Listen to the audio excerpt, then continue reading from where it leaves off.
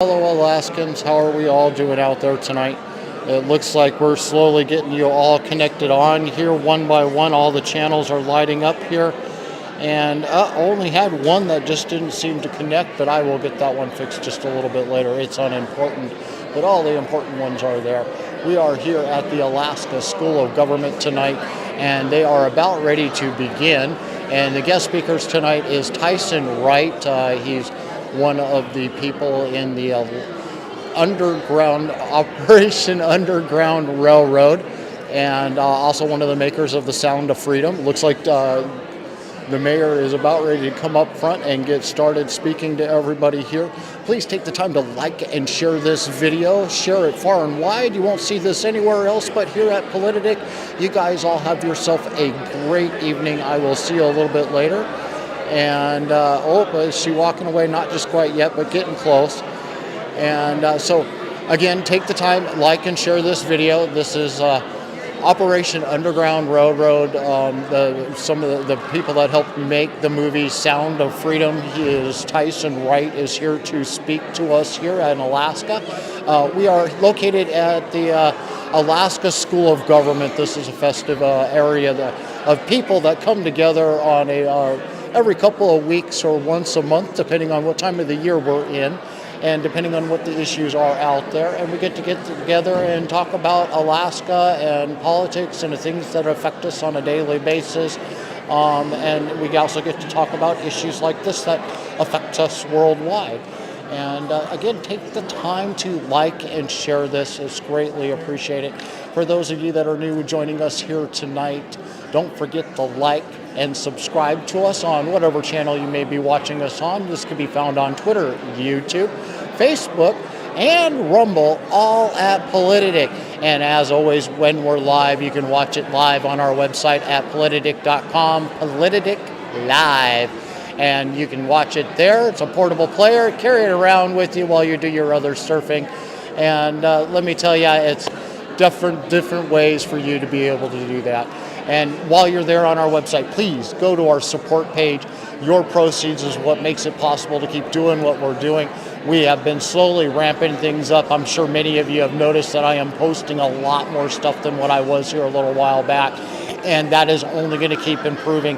The content is going to be coming back onto the page once again as we ramp up for this political election season for our mayors and assemblies and school board members going on the races that are about ready to begin wholeheartedly. So take a moment. Again, we're here at the Alaska School of Government in Palmer, Alaska, and we've got a lively crowd. I'm going to pan to them here in just a second. Guys, take a look. Oop. Bring the earpiece along so that I can hear what's going on. But you guys can see there is pretty much a full house here tonight.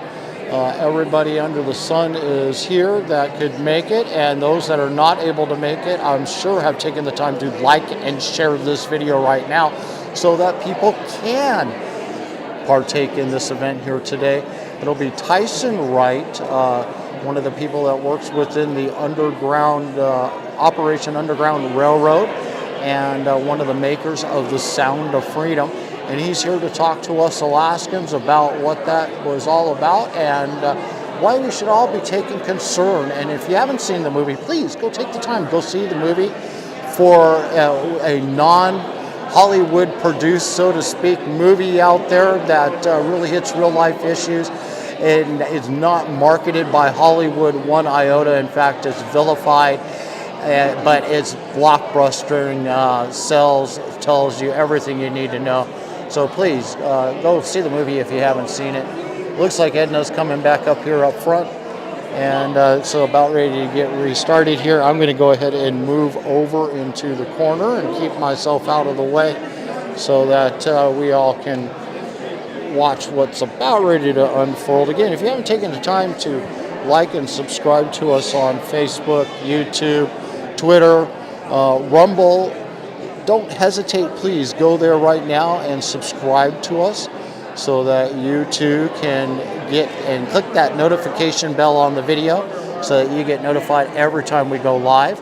And we are guaranteed to be on Facebook no matter what we do.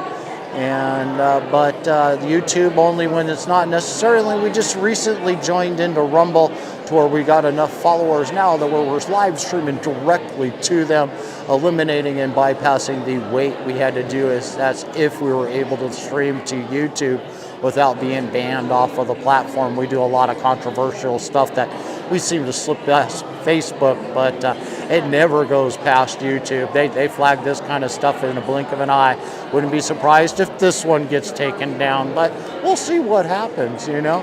I play like playing the edge. But again, if you haven't liked and shared this video yet, please do. Greatly appreciate it. And again, please take the time to go to our website at politadick.com and click that support button. Your support is what made videos like this one possible. It's supporters like you that keep us going. We're going to need your support more than ever this coming up winter season. Our election cycles are going to be ramping up, and we've got a lot of the deep state to get taken out, especially here in Alaska. You know what I mean. We got the uniparty, the Republicans, Democrats that they claim to be of different parties, but once they get themselves down into Juneau or onto assemblies, depending on where you're at, or especially like in Anchorage, they immediately go and switch their party lines. They're no longer the Republicans they claim to be. They vote almost in party line with the Democrats on everything that they're doing. One of the reasons why Alaskans have lost our permanent fund dividends and are reporting 2 years away from being in insolvency. We'll never see one again. And government still not having enough to pay for what they got going on the books right now. We are here at the Real Life Church in Palmer, Alaska for the presentation that will be brought to us by Tyson Wright. He is one of the people that works directly with the Operation Underground Railroad and one of the makers of the Sound of Freedom, the Blockbuster hit. Non-produced by Hollywood or supported, even blacklisted everywhere it seems to be, and but is breaking the bank where everybody else is just totally in despair watching their movies flop. So again, take the time, like and share this. I'm going to go ahead and switch on over and just let you guys listen into the crowd, and you guys can hang out for a little bit until the show begins.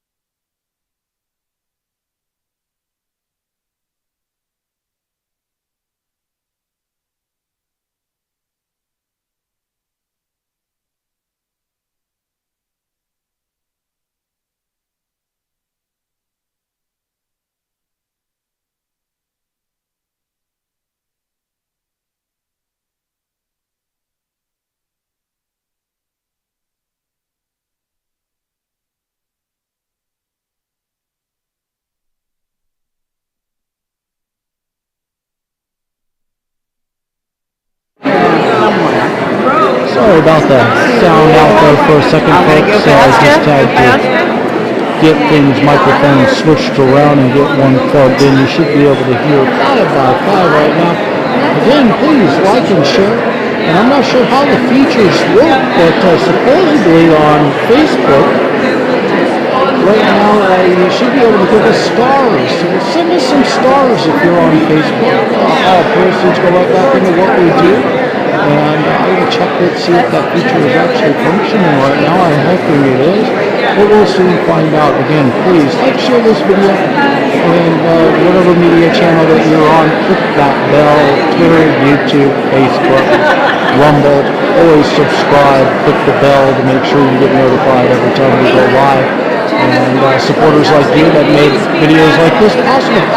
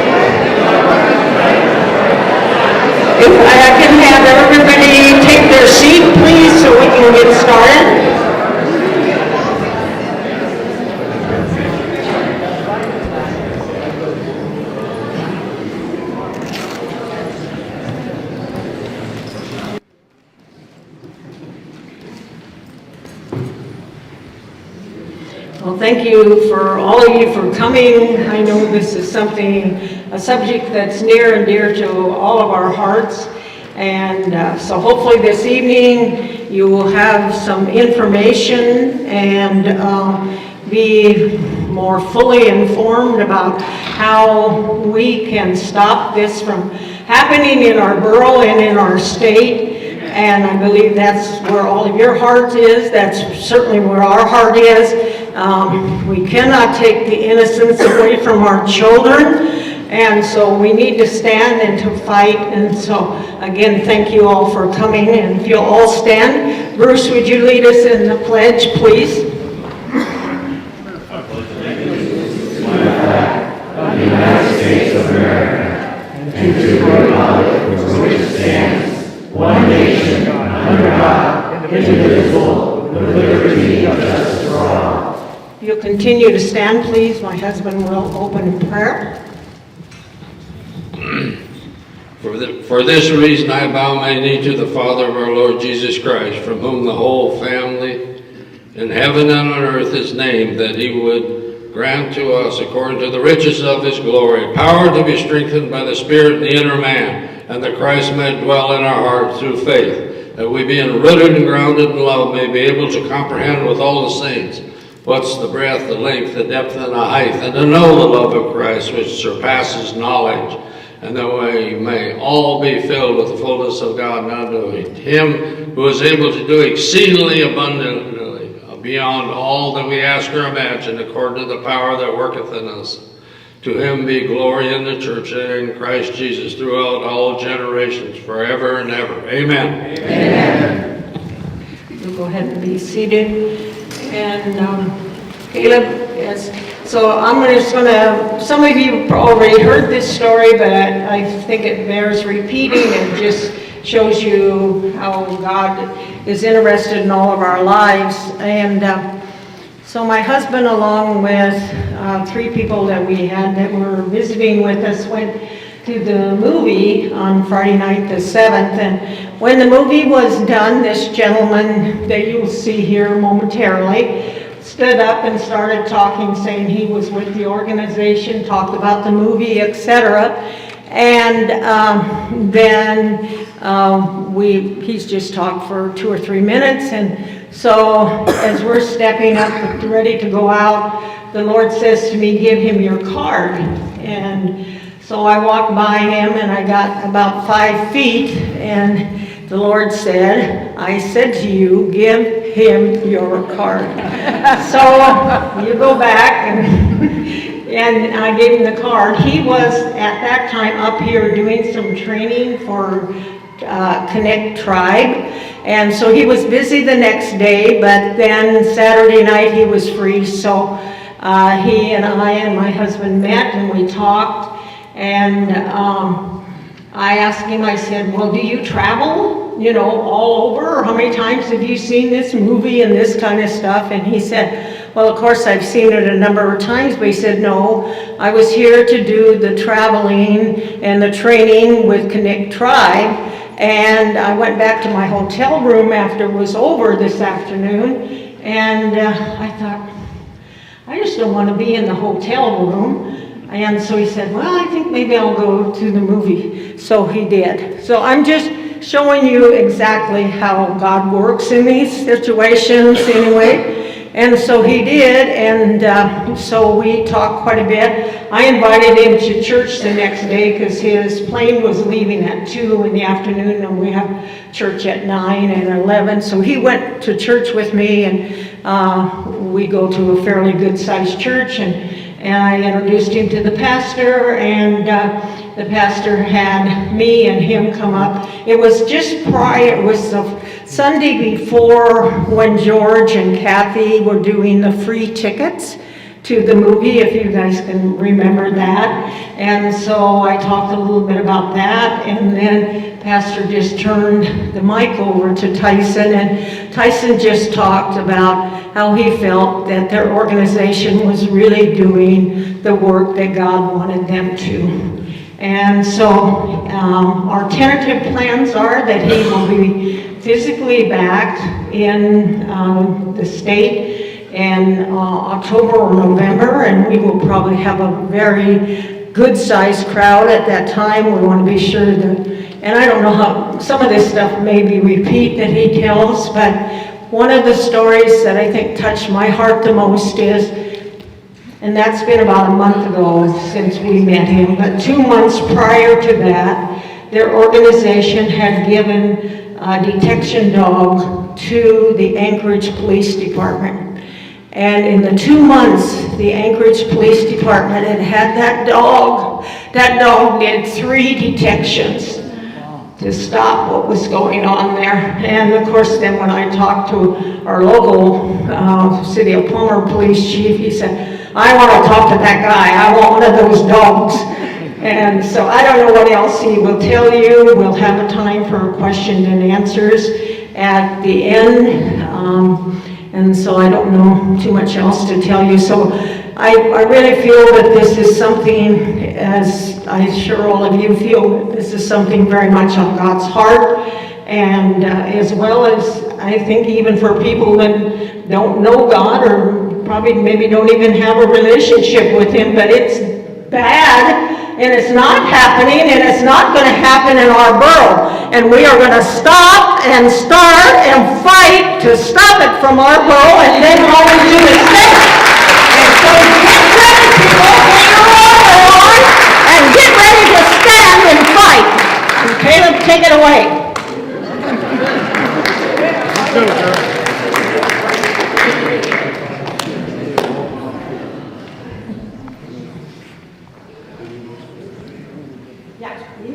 Well, I'll take that as my cue as it's time for me to begin, and grateful for this opportunity. Caleb sent me a message or something, make sure that this is working like it should, but we tested it before and all should be good. But one of the things that I've enjoyed in the short time that I've gotten to know Edna is her passion for this fight and for this cause, and her passion to represent and to not be afraid to make a stand where it needs to be, and to be the voice where she needs to be the voice. And I'm sure that many of you echo that same sentiment that she has, and grateful for the opportunity to be here this evening, even if it's only in a virtual setting. I hope that this is the beginning of more interaction that we can have. As Edna mentioned, I do plan to be back up there in the fall. It's looking beginning of November, and hopefully we can set up some in-person trainings and continue this conversation, because this needs to be more than just a moment in time right now, an experience, a one-time experience. This needs to be the beginning of a movement, of a time where we come together collectively, but specifically you individuals there in your community, in Alaska, in your borough, to make a stand against this, because it is happening everywhere. Human trafficking is a problem that spans the globe. The latest estimations that came out just last year from an organization called ILO, they estimated that there's nearly 50 million people, 50 million trapped in human trafficking at any given moment somewhere in the globe. So in this very given moment, 50 million people are trapped in this. About half of those individuals are caught in labor or sex trafficking. We're going to talk about some of the defined laws and how human trafficking is defined. But of those, nearly 25 million, about a quarter of those are children who are being sold for sex. And that breaks it down to be about, numbers usually say around 2 to 5 million kids who are being sold for sex somewhere in the world at any given moment. And that number is way too high. Even if it was 1, that number's too high. And we need to work together and make a difference. Because this isn't a problem that only one organization is going to be able to solve. This isn't something that just one group or individual can tackle. The numbers are too big, the problem is too widespread, and we need everybody in this. Now, I also added this point that over the last 2 years or so, human trafficking's gotten a lot of attention. There's been a lot of awareness drawn to human trafficking. More people know about it now than before, ever, I would say. Their understanding has increased. But with that, there still are some misconceptions, some myths that are out there that take our attention away from the realities of what this looks like. And sadly, over the last few years as well, this has turned into a political problem. It's being used as ammunition in a political battle that it shouldn't be. This is something that's going to take all of us to fight. It doesn't matter where we fall on our political standings. We all need to come together to fight this. There's corruptions, yes. There's involvement on higher levels in some places in the world, yes. But it is something that we need to collectively come together and combat, or else we're never going to see the end of this. As we talk today, we're going to start by defining human trafficking, what it is, what it looks like, how it's defined under a legal sense, and then we're going to talk a lot about how O.U.R is combating human trafficking, some of the ways that we approach in this fight. And in so doing that, we'll talk about how human trafficking exists. Because the reason that we approach the combating human trafficking in the way that we do is to tackle some of the realities of its existence. Some of the reasons on how it happens, how it continues to move forward, attacking some of the tactics that predators use as they identify and exploit individuals. Now, I understand that this setting may not be very conducive to asking questions and raising your hand. I see that screen that I'm looking at here, but I'm going to leave a good chunk of time towards the end for some questions and answers. So if something does come up, I usually tell people, interrupt me and ask questions, but today might not be the best model for that. So maybe write them down or jot them down, because I will leave a good chunk of time towards the end where we can have some questions and I'll provide answers as I can. And again, if I can, I'll find answers, and when I come back up as we coordinate, I'd love to share the information that I can find in future conversations that we have. So as Edna mentioned, it is through some divine intervention that we were able to come together and make the connection on that evening when I just happened to say, hey, I'm gonna go and see the film. I've seen it a number of times, but I'm like Edna said, I'm tired of my hotel room, and I was just feeling prompted and pushed to go. And I went and I sat in the back and I watched the film, and I know some of the individuals from the film, both the operators and the survivors who were rescued, who were being depicted in that film, and I was processing that, and I was reliving some experiences that I've had. And as we were getting towards the end of the film, the credits were rolling, I stood up to leave, and I said, I'm just going to kind of disappear and go back to my hotel and be done. But there was that feeling of, hey, you need to say something.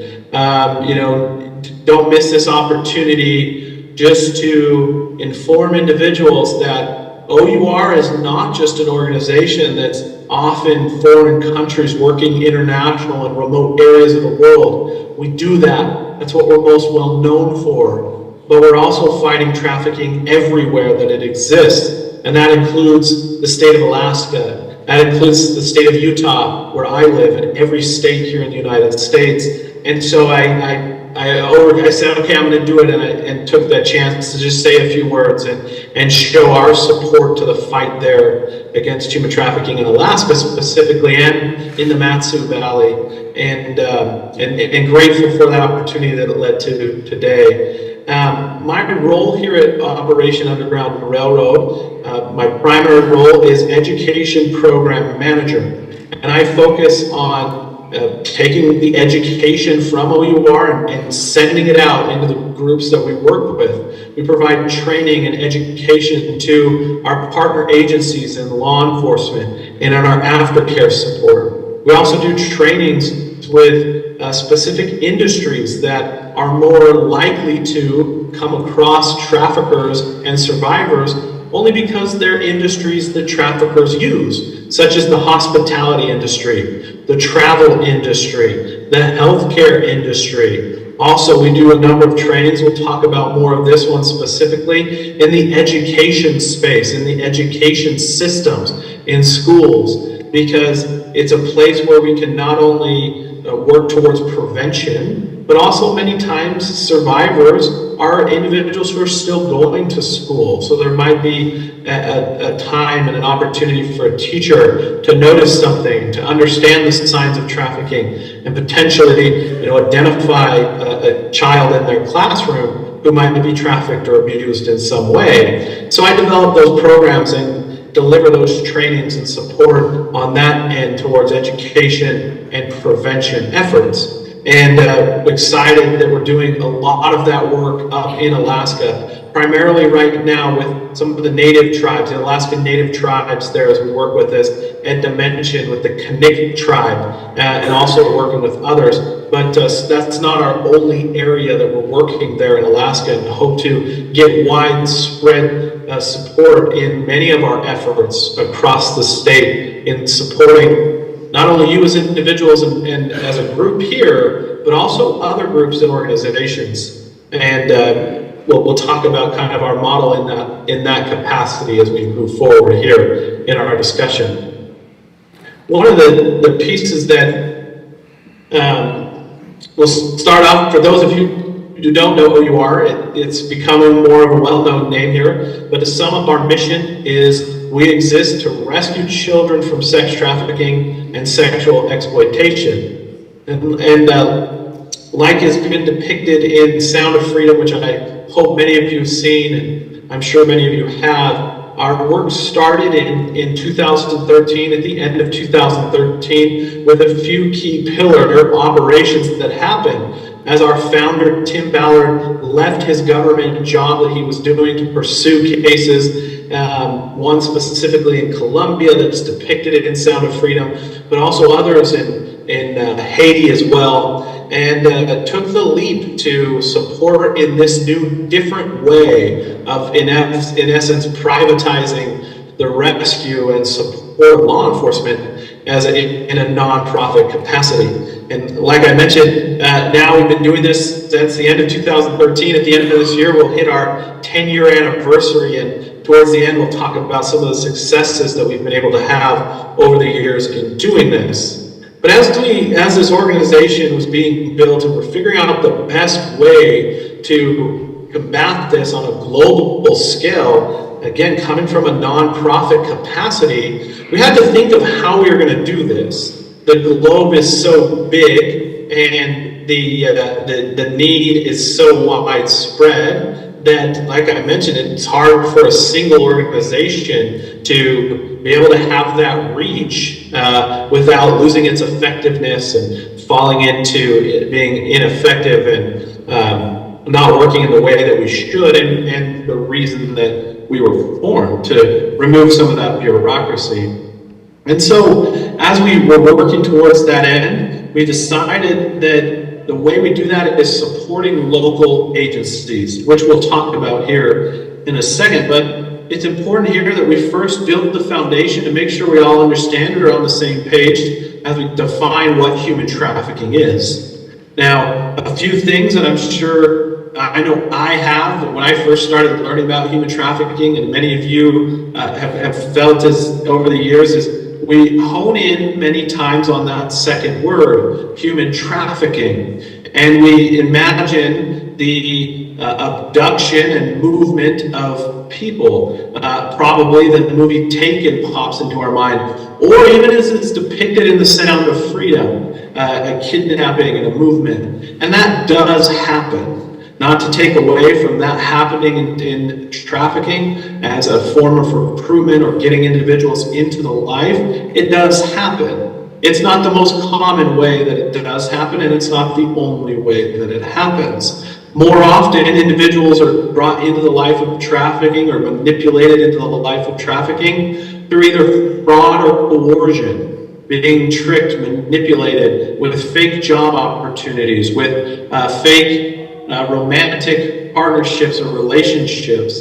And it's important to understand that, because if we're only looking for the abductions, or we're only looking at what was actually human smuggling, then we miss the more common places, especially of how it exists here in the United States.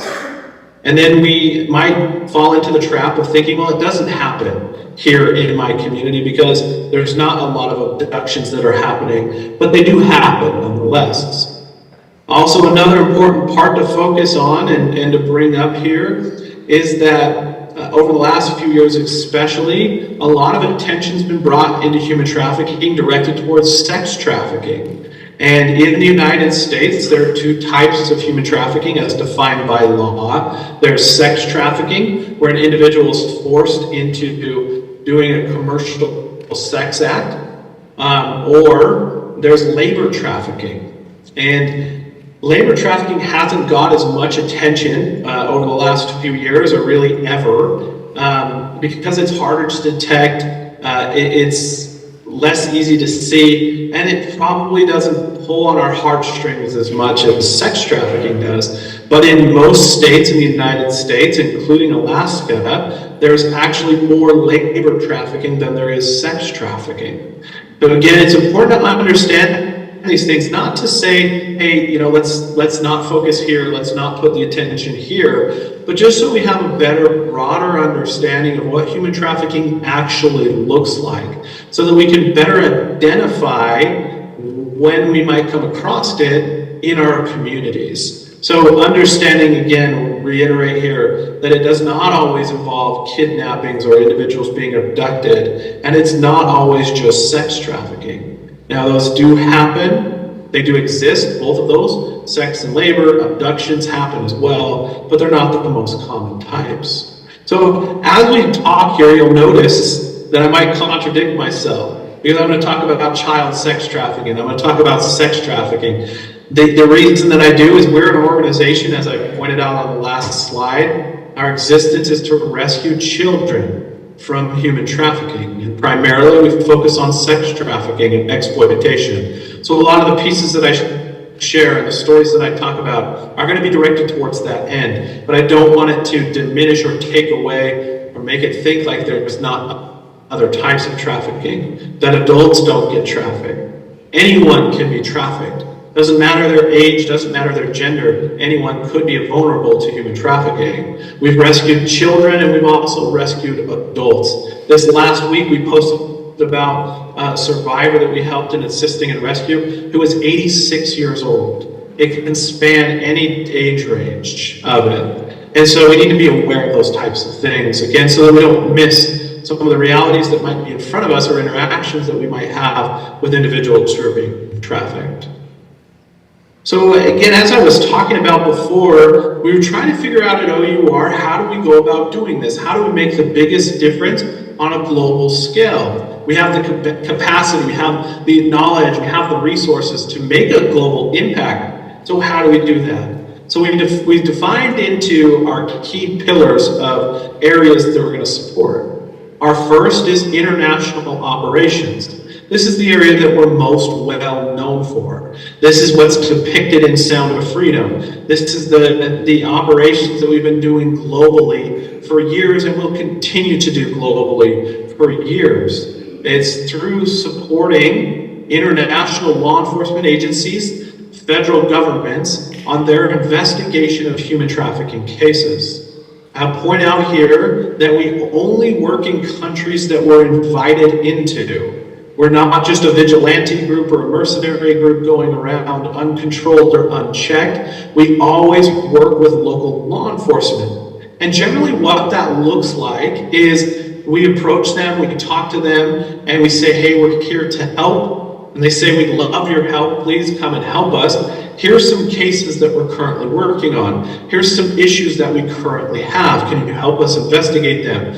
Maybe they've done all that they can and now they're stuck, they're at a roadblock and they need some help in getting and overcoming that. And so that's in the space that we help. We don't just go down and identify traffickers and rings on our own. It's always working with law enforcement internationally in that capacity. Next is hand in hand with that is our aftercare support. Through our aftercare, we support the survivors who are coming out of a trafficking situation. And this is an area which we decided and made in a unique way, we think, because we didn't decide that we're going to build aftercare facilities around the globe. Number one, that is too expensive and spreads us too thin to try to run all of those facilities. Also, it takes away from the amazing organizations and groups that are in communities around the world making a difference for their own people, for their own communities. And so we decided instead to support facilities and organizations that are making that difference in their area rather than coming in and trying to take away from that. So we have an extensive vetting process where we go through and we identify agencies, we work with them to see the different programs and structures, their facilities, how everything looks, and then we decide if it's a group that we're going to support and if it's something that we could refer survivors to in that community. We offer ongoing support, both financially but also in training and capacity building to those agencies and facilities around the globe. And it's through that we're able not only just to support an individual survivor that we might have been and participated in the intervention or rescue of, but we can also support any other survivors who might be at that facility or might come in contact with programming at that facility. Again, increasing the capacity and the reach of the anti-trafficking efforts, not just building a facility that supports survivors that we've supported in the intervention. Aftercare is a pivotal part of what we do, and we never do an operation without aftercare being involved. They're always there hand in hand, and they take over right on the heels of any operation that happens. They're right there the day of to make sure that those survivors have the support that they need moving forward. The next pillar is our domestic law enforcement support. Here in the United States, we generally have better structure. We better have better opportunity and accessibility to funding and resources and trainings. And so we don't participate in the same way here in the United States as we do internationally. Primarily, we do not participate in any investigations here in the United States. We don't do our undercover operations like we do internationally here in the United States.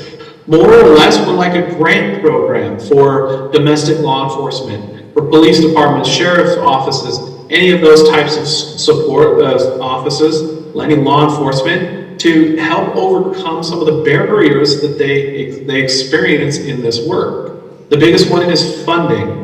Funding for the resources that are needed to fight this battle. And we're going to talk about some of those unique aspects here in the next few slides. And finally is in our prevention efforts. Like I mentioned before, global estimations put this at nearly 50 million people. And that number has been growing steadily over the last 4 years that they've been putting the estimations out. It's only becoming bigger and bigger. It's not something that we're going to be able to rescue or intervene or just do law enforcement support out of. We need to do more. In the industry, generally what it's said is we need to go upriver. We need to stop the problem from the people falling into the river rather than just rescuing and pulling them out of the river further down. And so it's through prevention programs that we can begin to make that difference. This is a newer side of O.U.R. and a place that we're increasing our capacity and our efforts globally and domestically inside the United States to be able to intervene with empowerment and prevention, hopefully to stop problems sooner, or our number one goal is stop trafficking from happening completely. And again, towards the end, we'll get into more detail on that aspect of our work. Since we've started in 2013, we've been able here domestically to support in all 50 states in some way or another. And internationally, we support in over 50 countries around the world. You see here on this map, we've divided the world into different regions, where we have regional directors who oversee the work. We have operations director, and we have an aftercare director who work hand in hand for each region to make sure that the efforts are being met on both sides moving forward. And the same thing falls here in the United States with a director of law enforcement relationship and a director of aftercare. We've been very privileged and we feel very honored to be able to support in this way globally. Now, Edna mentioned our K9 program, and to me it's one of my favorite programs that we have. And it's fascinating how this program works. There's an individual in Indiana who, he's not the one who discovered this, but he trains dogs that they found that they can smell a certain smell that your cell phone gives off. Really, any electronic device gives off a scent that dogs can smell. Apparently it's something that's inside the soldering. And so he trains these dogs to be able to smell that and then give a sign to their handler. So similar to a drug detection dog or a bomb sniffing dog, these dogs are trained to smell electronic devices.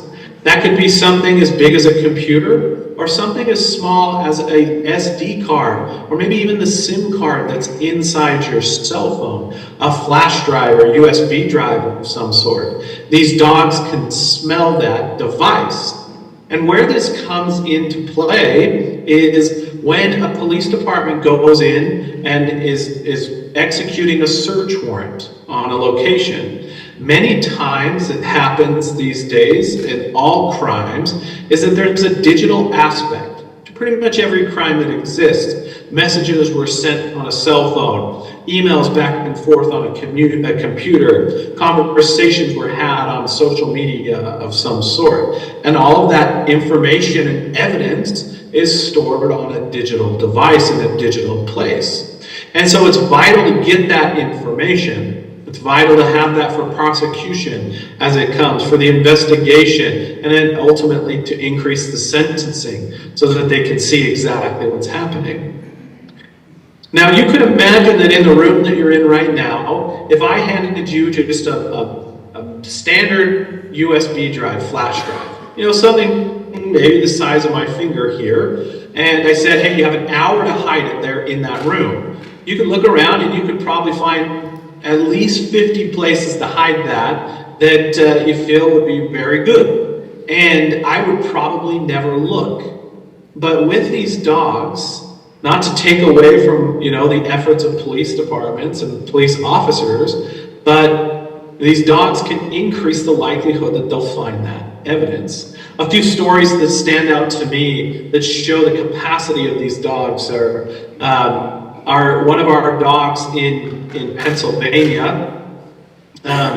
It was Spike, actually you see his name there, Spike in Pennsylvania. Him and his handler went in on a search warrant, executing a search warrant, and they went around the room, and Spike indicated it on a jar of coins. And so the handler went to the jar of coins and thought, okay, there's something in it, just dumped it out, went through, there was nothing obvious in there. Thought, well, maybe it was just something that, something weird, and there's nothing there. So they went on their way, and Spike came back and indicated again on this pile of coins that was on the ground. So the officer looked through it again and thought, hey, there's still nothing there, and went on their way, found some other devices, came back, and Spike indicated on the pile of coins again. So the officer thought, well, there's something more here, and started spreading the coins out and taking Spike over, and he kept coming back to a 50-cent piece, one individual 50-cent piece that was on the ground. And as the handler picked it up, the officer was kind of playing with it. He realized that it wasn't an actual coin, it was a fake coin. And he popped it open, and inside was a micro SD card that held thousands of images of child sexual abuse material that was vital to the case. And, an officer would never look or think to look there or have the time to go through that. These canines have found devices behind wall plates, behind outlets. They've taken that faceplate off and slid a device in there and put the faceplate back on. Again, the officers don't have the time to take off every faceplate, but these dogs can identify and find that.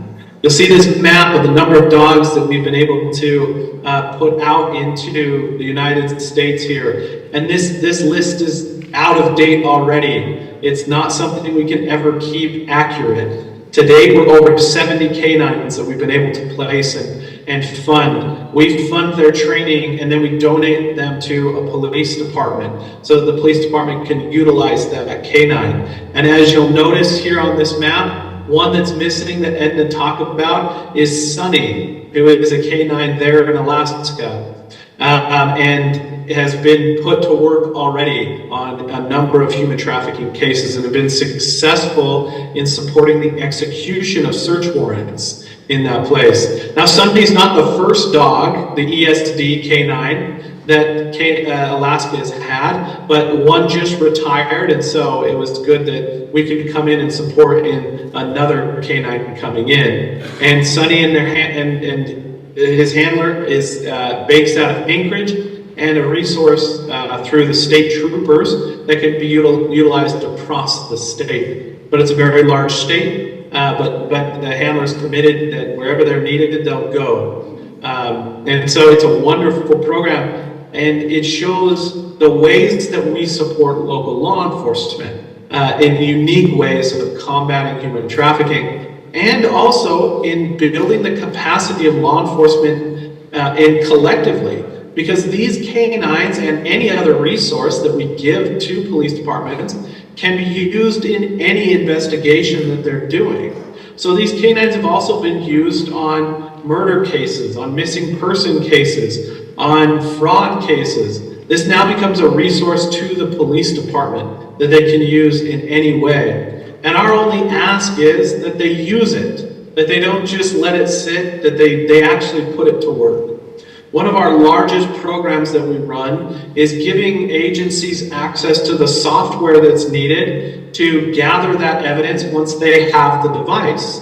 They might have the flash drive, but now they need to extract the evidence off that hard drive in a forensic manner so it can be utilized in court. Many times criminals are smart and they might have it hidden or encrypted or maybe deleted, and some extensive work on the digital forensic side might be needed. So giving access to the software for law enforcement to be able to do that type of digital extraction to identify the evidence that's on these types of devices. We also provide trainings, access to trainings, either that we deliver or we bring in outside training, sponsorships to conferences so that law enforcement, again, can increase their capacity in fighting human trafficking, and then it bleeds over into the investigation of other crimes as well. And we've been able to support a number of agencies there in Alaska, the state troopers being one, Fairbanks PD, and then also done support directly with the AG's office there in Alaska as well. Grateful for that opportunity. I talked about this plan of our operations previously, but want to highlight it again. First, again, we develop the relationship, we identify how O.U.R can help, and we design a strategy. All of that's done with the local law enforcement. This isn't something we're just doing by ourselves. We don't just pick a dot on the map and say, hey, this is where we're going to go work now. But it's by invitation. It's investigating cases that they currently have going on, or helping to further cases that they have going on already. And we take action. It's one of our biggest staples and pieces of our organization. We don't like to just sit around and talk about the problem and say, hey, it would be great if someone did this. We like to take action. Then we assist with our aftercare and then provide ongoing support that might be needed in prosecution. And this model goes the same, even though it says international operations, it goes the same for our aftercare. We design a strategy. We help fill in the gaps. We take action. Then we have ongoing support.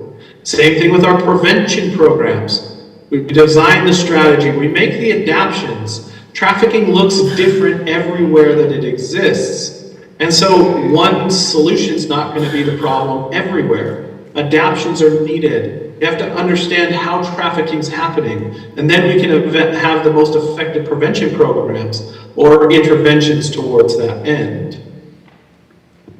Towards this end in this conversation, I want to share a story that can highlight some of the ways that O.U.R has been able to help on a global scale to make a difference in the fight against human trafficking. Our ability to help make some connections between countries that didn't have connections and working relationships to further the investigations of human trafficking. As we talk, I'm also going to point out and highlight some of the ways that human trafficking exists, meaning how it can exist, some of the tactics that predators use to manipulate and exploit. Now, this conversation, this story, begins just over a year ago, and I'm sure most people here will be aware of that Ukraine was invaded by Russia. The war began there. This Russian invasion and war started in Ukraine. And from that, it created a lot of vulnerability in the populations there in Ukraine. A few things primarily is the number of people who were displaced because of the war, forced out of war-torn areas into new areas. And with that, they're looking to survive. They're just trying to find a place to live. Where are they going to get their food, their water, just those basic necessities of life? And it's in that moment that traffickers will step in and try to fill that need that someone has. They'll try to gain the trust, try to gain that relationship, build that relationship with that individual, but ultimately to the goal of exploitation. Now, we have been working with a number of orphanages in Ukraine for some time through some of the work that we're doing with an arm of our organization that funds adoptions. And so we had reached out to those groups and they said, we need some help. We're stuck. We don't have anyone to come and get us. We need to get out. So we said, hey, we'll come and help. So working with our partner organization called the Nazarene Fund, we sent a small group into Ukraine to help get those individuals out. Now the list that we were going with was relatively small, just maybe 20 or 30 names on that list. And we started to go to get those individuals. One of our taglines is, we'll go anywhere for the one. We'll go to the deepest, darkest recesses of this earth for one. In this case, it was a few more than one, but we were going to go there to help those individuals we knew were in need. As we started to do the work there in Ukraine, the government, local agencies, federal government, heard of the work that we're doing and said, hey, can you help us with a few more names that we have, individuals that we know are trapped and are missing, and maybe as you're out there working, can you work with and try to find these individuals and help get them out? We said, sure. Quickly, our list of names grew to over 10,000 names of individuals that we were trying to find and help there in Ukraine. Over the year and a half that we've been there, we've been very successful in getting individuals out and helping them get to safer areas in Ukraine or outside of Ukraine. We've been grateful for the opportunity to participate in that. Well, in our work and over time, the Ukrainian government and groups that we're working with came to us and said, hey, we have someone who wants to talk to you. They feel like you can help them with something that they have going on. We said, sure, whatever, who is it? Let us know, let's connect. And they connected us with a few members of the government in the Netherlands. And the Netherlands said, when we hear about the work that you're doing there in Ukraine, and we know the work that you do globally as an organization, and we could potentially use your help. And then they said, you see, we had an individual here in the Netherlands who years ago, he was pushing for a movement that's called MAP, Minor Attracted Persons. And him and a number of individuals were trying to get legislation passed that made it legal for adults to have relationships with children because that's who they're attracted to. It's sad and it's terrible and it should never happen. It's a movement that years ago got some light and people thought that's not real, that's never going to go anywhere. But even in the last 4 years or so, it's gotten traction with the connectivity globally. You know, people have come together, communities have been formed in a negative way, that this is getting traction in some places. And it's one of those things that has to stop. Children cannot give consent to sexual relationships with adults. That should never be allowed, ever. And so this man, he was pushing for that in the Netherlands. Luckily, they said, no, we don't like this. This is wrong. They started looking into him and found that he had molested and raped a few children. So they went to arrest him, but he got word of it and he fled to Mexico. And this is where their request came. They said, we don't have a good relationship with Mexico. We know he's down there. We have an undercover operator who's still in contact with him. So we know where he is. We know that he's still continuing to harm children there in Mexico. But we don't have the relationship to be able to seek it. And we don't think Mexico will send him back to us if we even try to do something down there. And they said, can you help? We said, yeah, we have a wonderful relationship with Mexico.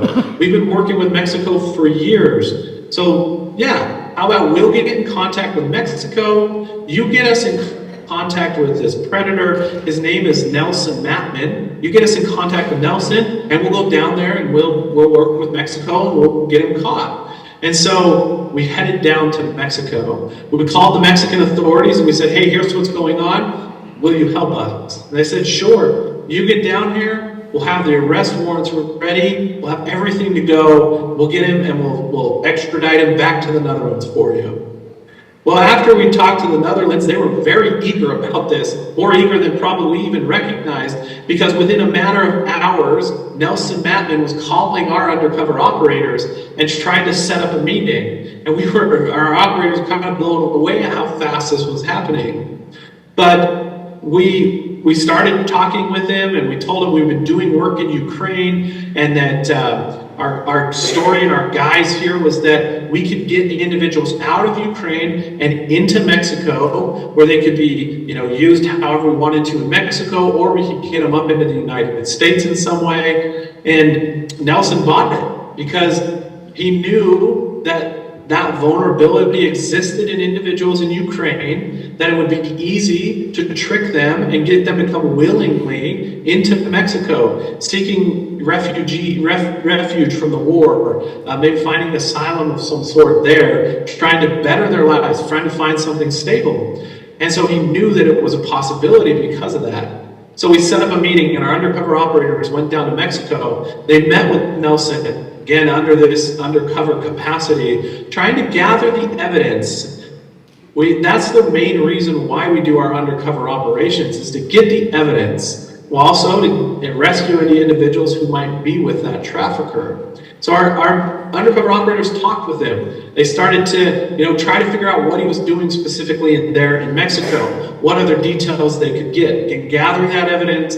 So when it comes to prosecution, all they really have to do is hit play on the tapes and the predator convicts themselves. And in this conversation, Nelson said, here's my plan, here's what I want to do.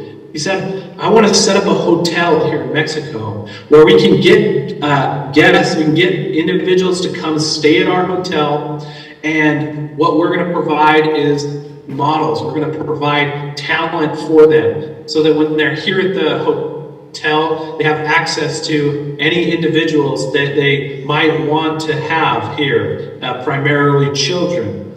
He was, tailoring to the people that were part of his group, pedophiles who wanted to have sex with children. And we were blown away. We said, well, do you really think it's going to work, here in Mexico? And he said, oh, I know it's going to work because I'm already doing this in another country in South America, and it's been successful and it's going great. And we said, whoa, but we got to figure out more about this. But he wouldn't share much more. He was really closed off about it, and we had everything that we needed. So Mexican law enforcement came in, they made the arrest. We actually had one of our canines who was supposed to be going to Thailand. His name is Hidu. And we said, hey, Hidu, on your way with your handler, stop in Mexico. We'll use you for our search warrant here, see what other information, digital devices we might be able to find. And then you can go on your way to Thailand. So Hidu stopped in, did a search warrant, was able to find a number of devices. We brought down some of our digital analyzers from the United States, individuals who are trained and can do the digital forensics, and they started digging through all of the digital evidence that they could, not only to build the case there in Mexico, to support the case in the Netherlands, but also so we wanted to figure out where this hotel was. All we knew that it was in South America. We knew that he had some business partners that were down there running it and helping him. So we started digging through everything. And we knew a few things that we might be looking for, but not much. Well, these amazing individuals were able to not only find phone conversations, message conversations back and forth between Nelson and a couple individuals, but ultimately came across the Airbnb ad for this hotel in Canoa, Ecuador. And this hotel was running, it was advertising, they put an ad out there for it. And we said, well, we got to do something about this. We can't stop here. We know there's more to it. And luckily, we have an amazing relationship with Ecuador. So we're able to tie that right in and not take a step or a break. Well, one of the sad facts that I want to touch on before we jump to the Ecuador side of this story is that a number of those images and videos that were found on Nelson's hard drives and computers were also known to be uploaded and downloaded here in the United States. The United States is one of the largest consumers in this industry. We upload and download more CSAM than anywhere in the world. CSAM stands for Child Sexual Abuse Material. It's the term replacing child pornography. It better describes what it actually is. It's sexual abuse material of children, CSAM. We host more websites than anywhere in the world that has this content on it as well. So many times, and it's so often, there's a connection or a nexus back to the United States. We also participate in child sexual abuse in the tourist industry or sex tourism more than any other country in the world as well. We travel to other countries for the purpose of having sex with individuals, primarily children, more than any other country in the world. We're creating the demand for this to exist. And it was shown in this case as well with that material being tied back here to the United States. Like I mentioned, we have a great relationship with Ecuador, and we said, let's go down there. Let's go and find this hotel. We know exactly where it is. We called up our support, our agencies that we work with in Ecuador. We told them, said we're coming down. They said we'll have all the warrants ready to go. We'll send some people out there right now to start staking it out, to see what's going on there in this community, as it is kind of a rural, far out community that it's going to take some time, a couple of days to get there from Mexico, United States, and traveling down there. So they went down there and started staking it out. We came down there, we told the individuals running it, we knew who they were, we had their phone numbers. We said, hey, Nelson told us to come down here and talk to you about this. He can't make it, he's just tied up with other stuff. Little did they know that he was in a Mexican jail awaiting extradition back to the Netherlands at that point. And so they welcomed us with open arms as we went into Ecuador, found the hotel, got the evidence that we needed. Ecuadorian police came in, made arrests. We were able to arrest 3 additional traffickers there at the location and rescue a few minors who were in there at that moment. And it was a wonderful and great success that spanned multiple countries, multiple continents across the globe, and highlighted the capacity and capability that we've been able to do over the years in building relationships and helping to tie together some of these international and global investigations so that they can see results from it, and that we can support those results and efforts that law enforcement agencies are doing and help them overcome some of those hurdles that they might come across. Now, as we started to dive into Ecuador in this small town of Canoa, trying to figure out what was going on and how the predators were exploiting this community, these traffickers were taking advantage of this community, we came to find out that the way that they were taking advantage of these individuals was through, again, manipulating vulnerabilities that they had in their life. Now, it wasn't a war like was in Ukraine, but vulnerabilities exist anywhere in the world, and traffickers look to exploit those. Predators look to exploit those. In the case here in this small little town of Ecuador, it was poverty that they were taking advantage of. Poverty is the #1 vulnerability that is exploited by traffickers globally. To give you an idea of the poverty that this small town lives in 2016, there was an earthquake that was near this small little town on the coast of rural Ecuador, and it knocked out the running water to this community. And still to this day, the running water does not work in this town. So for 7 years now, they've been without running water. That shows you the level of poverty that exists. They have to truck the water in, and then people have to go and hike to get a bucket of water every day. And the traffickers saw this, and they took advantage of this. These predators, Nelson and these other individuals, didn't come in and start exploiting day one. What they did is they came in and they built a food kitchen. They said to these individuals, "We understand that you don't have much. We understand that you're in a hard place. So we're going to help you by providing food to you." So they built a kitchen, and community members could come and get food and provide for their families in that way that they didn't have. And for many people, it was the only meal that they were getting was from this food kitchen. And this went on for some time, with them freely giving in this way. And then their story changed. It was no longer, you can get the food for free from us, you can come and partake of the food all you want. It was, if you want to continue to get this food, you have to make your kids available to the guests in our hotel. Or they would drug the food so the children would eat it, and they'd take them into the hotel, and the kids would come out later not knowing what had happened in the days as they came off the drugs that they'd been given. They exploited this community. We found out that this exploitation went on for almost 2 years in this community, that they were taking advantage of them in this way. They'd been doing it just themselves, but were then ramping up into this hotel and inviting guests to come out. They were growing and expanding their operations, if you will, in that area, looking to exploit more children. So as we took away the trafficking ring that was exploiting, we also realized that we took away the food kitchen, and that this community was very vulnerable again.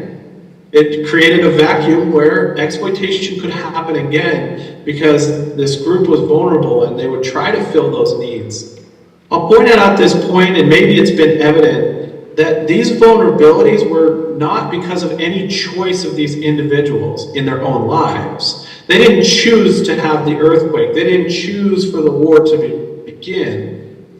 Many times, vulnerabilities that exist in people's lives happen because it's outside of their control. But predators identify that. They hone in on it. They fill that need towards the end of exploiting that group.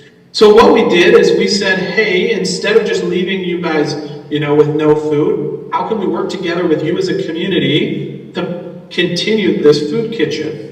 How can we make sure that you aren't just left high and dry with no food? So we identified some women in the community who said that we'd love to help. One woman came forth and she said, I have a little bit of extra space outside of my hair salon that we could turn into this community kitchen. But we need to do some work to it, but I'm happy to donate the space that can be used. So we said, well, we'd love to come in and to support this, do what we can. So we bought some chairs, some tables. We helped to build out a little kitchen space. We provided it the food, the ingredients, so food could be made. And this small little group of women started providing these meals for their own community members. It continued to grow. More and more women in this community came forward and said, hey, we want to be a part of this. We want to help. And said this picture shows some of the tables that we put in and some of the children who were there taking. And then we provide now these women in this community now went from about 5 volunteers to over 40 volunteers who take shifts each week in this community kitchen where they feed over 300 kids a day. And for many of them, it's the only meal that they get. They come after school and they're able to get a warm, fresh, nutritious meal that is provided for them. again. And it's run and led by these women in this community. Now, it's being used just for a short few hours a day to provide this one meal. And the women said, well, what else can we do in this space? How else might we be able to lift up our community utilizing these resources that we now have?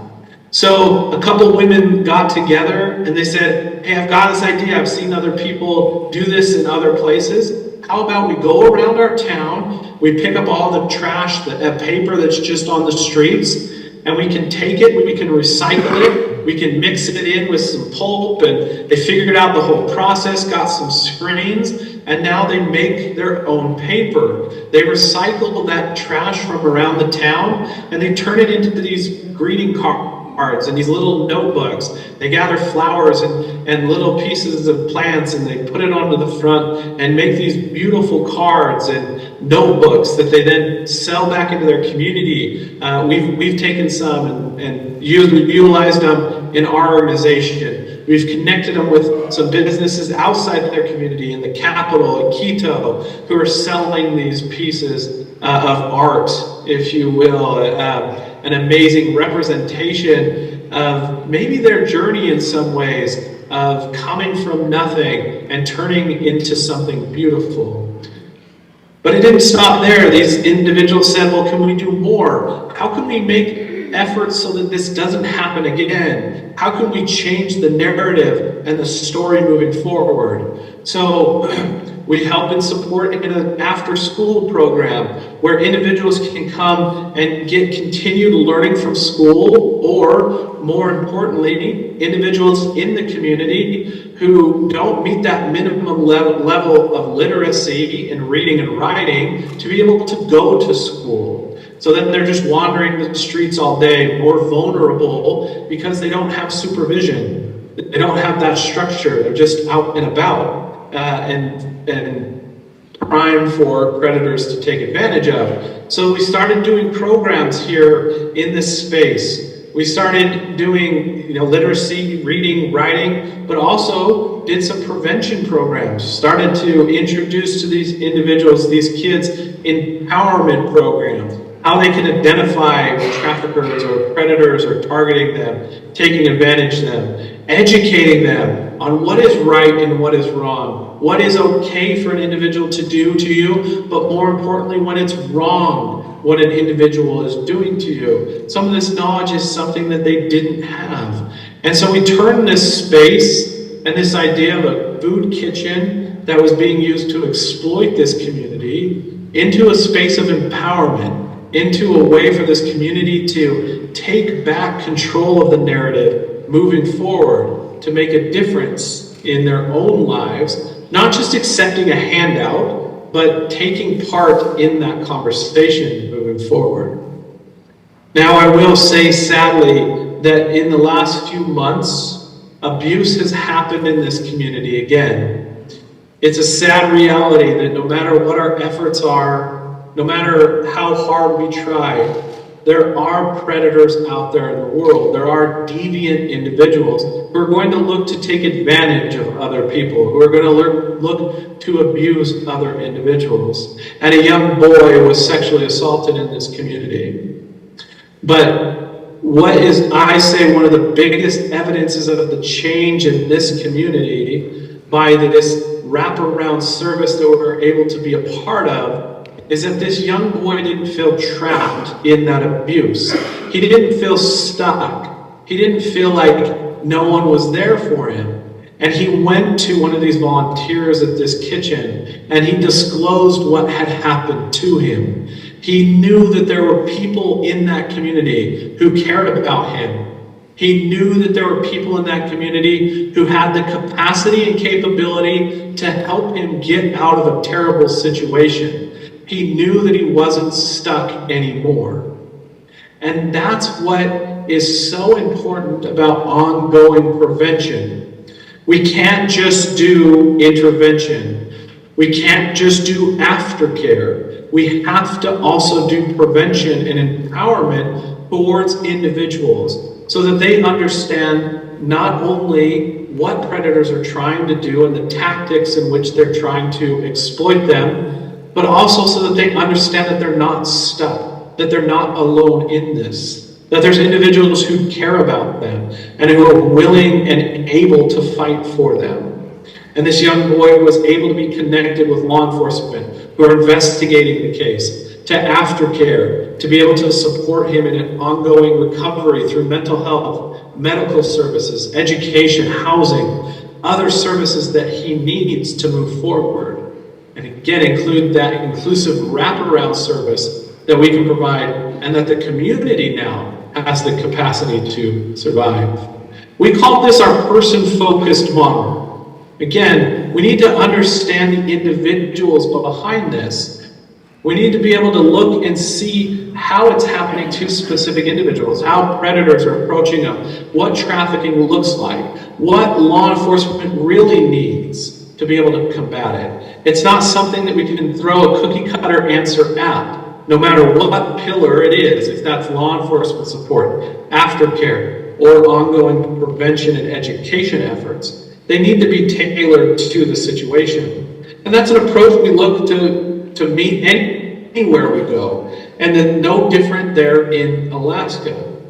Our beginning works there on the side of work that I do on the education and prevention side has started with the Alaskan Native population and specifically with the Kanik tribe and identifying how trafficking is looking inside their communities and inside their villages and inside their area. The same thing outside of Native populations, understanding what trafficking looks like, because it's going to look so different. To give you an example, in some of the pieces that we're finding and discovering and working towards prevention on in the Native populations there in Alaska, one of the biggest is individuals who come out of rural villages into urban areas.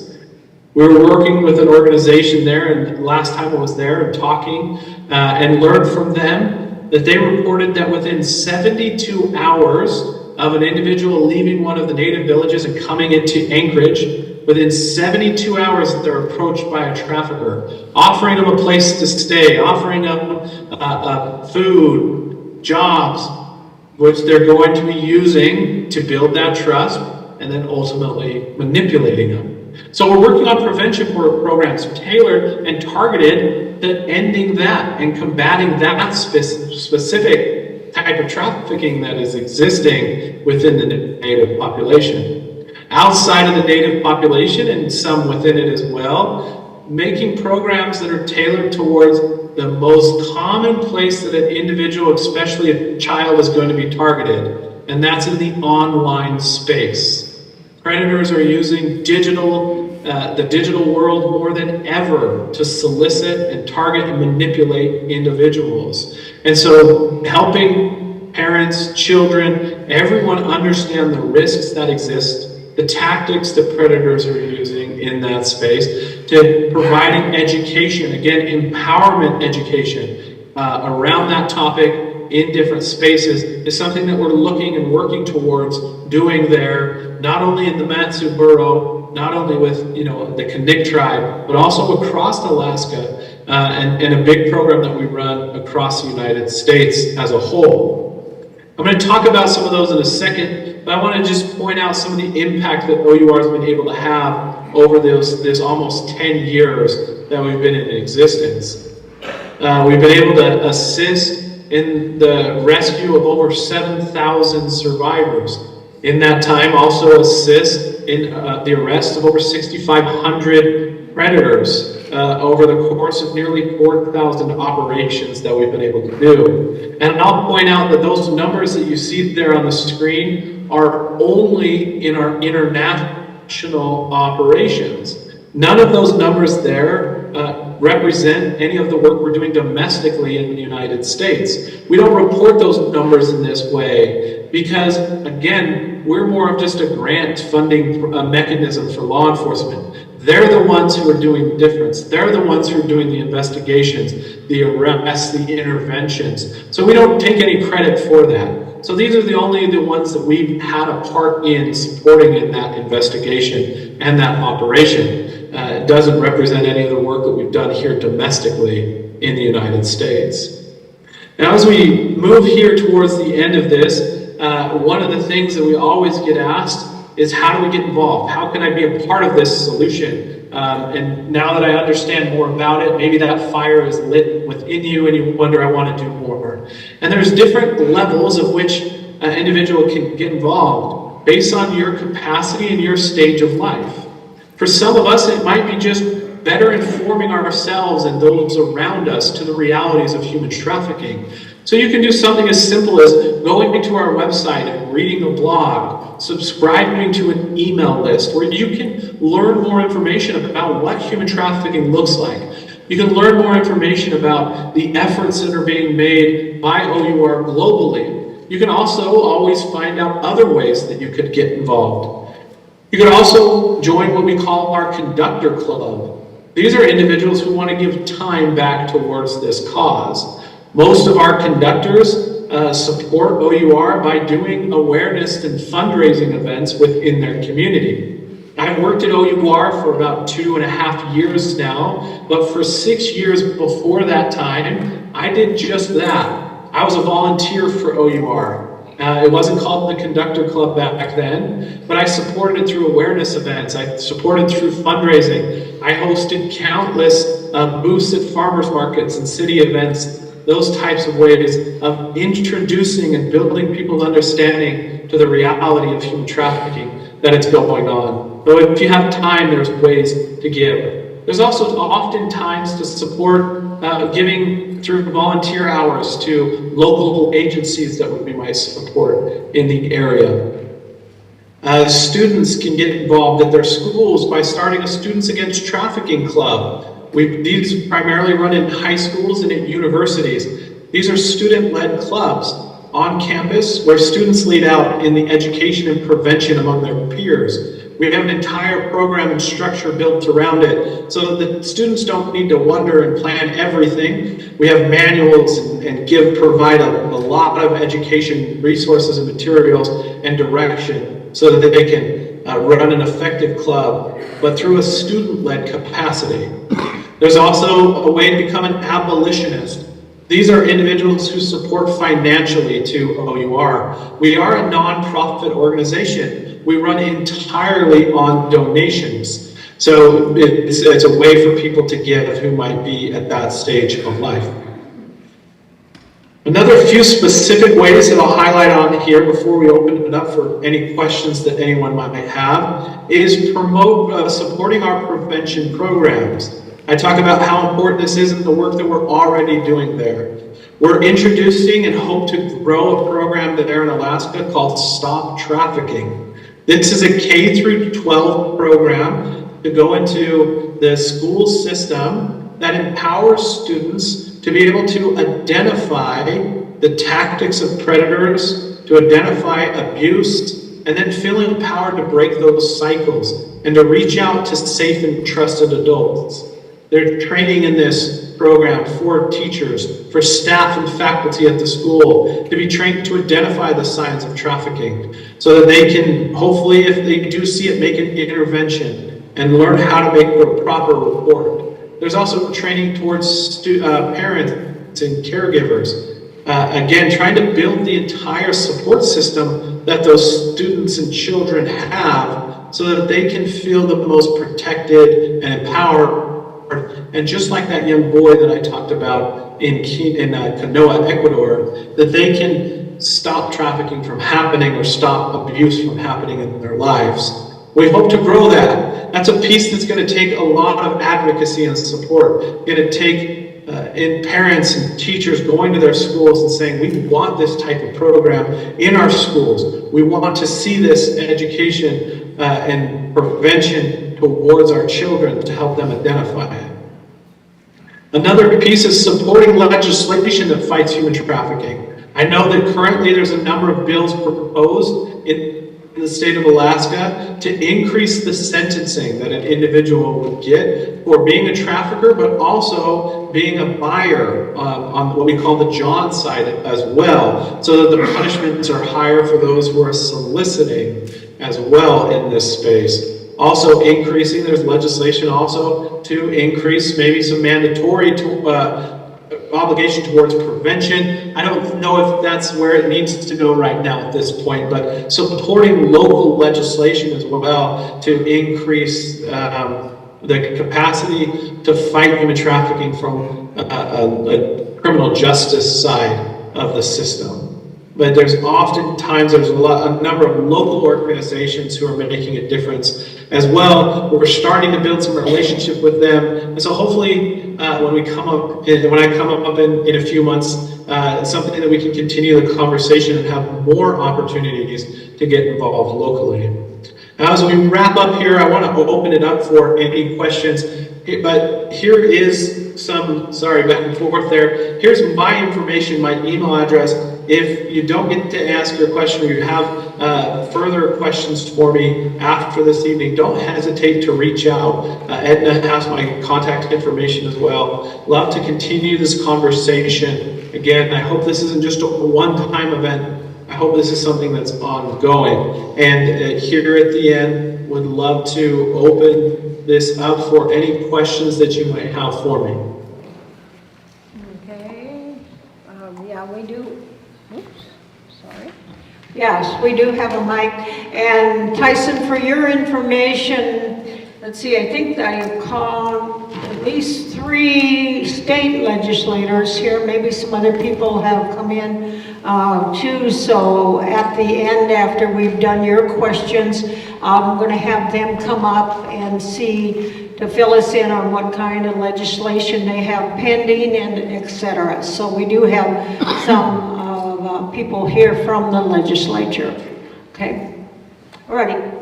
Okay, go ahead. I have 3 questions written down. What is your website? My phone doesn't take the QR code and I didn't see it listed. And then secondly, are the dogs finding this by instinct with the technology?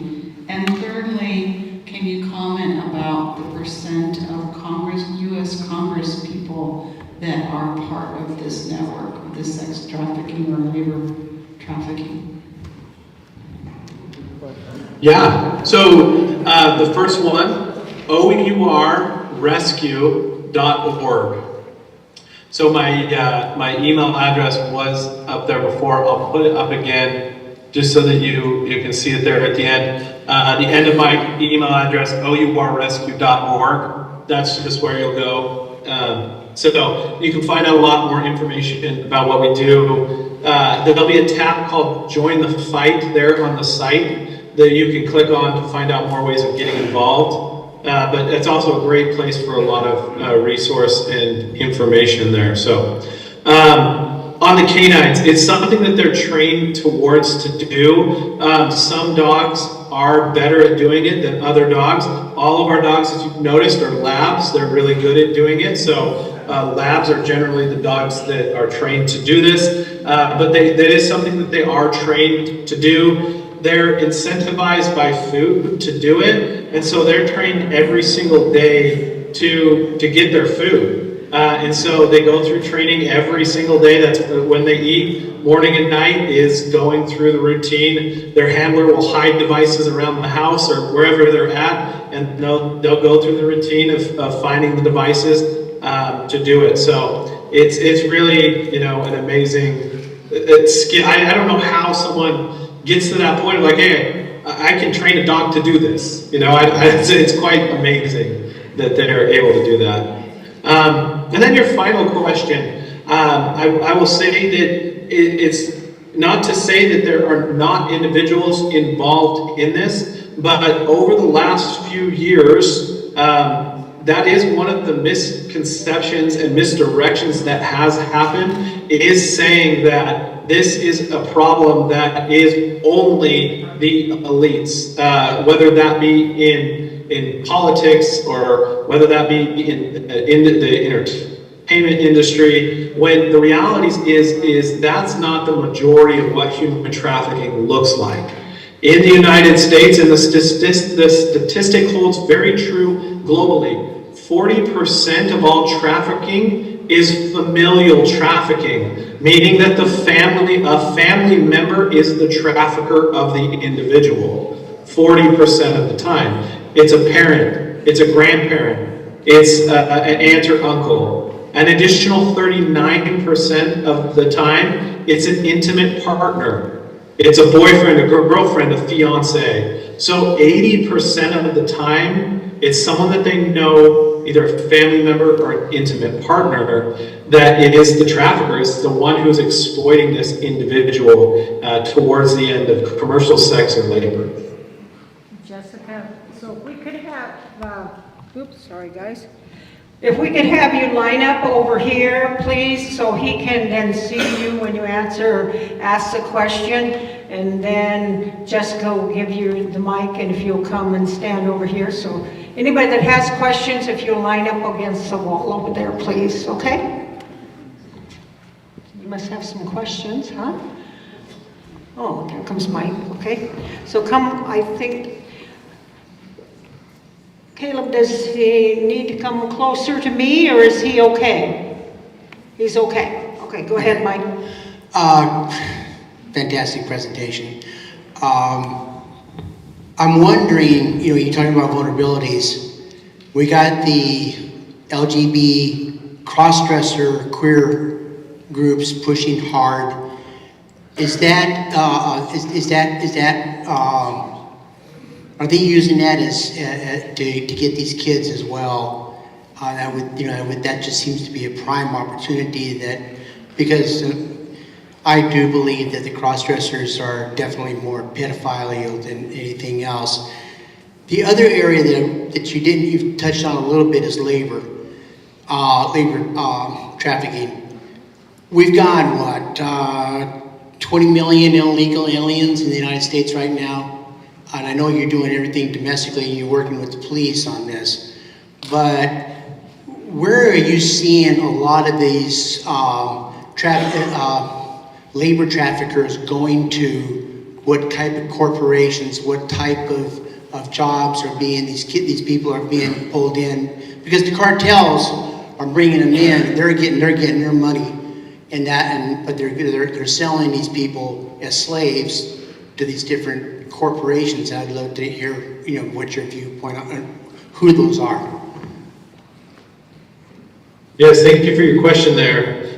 Two very important areas to touch on, and that have gotten a lot of attention over the last little while. And in the LGBTQ area, there is targeting happening in that area. But it might be on the other side of what you're thinking. In those individuals who identify as LGBTQ are at a heightened risk of being targeted by traffickers because they're more marginalized in society. They're individuals who are pushed out of families.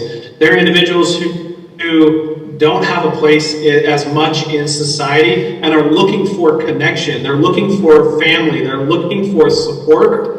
And traffickers come into that space and identify those individuals, especially children who are in that vulnerable state of maybe running away from home because they don't feel like they belong, that they don't feel loved or connected with, or maybe forced out of their house into that space.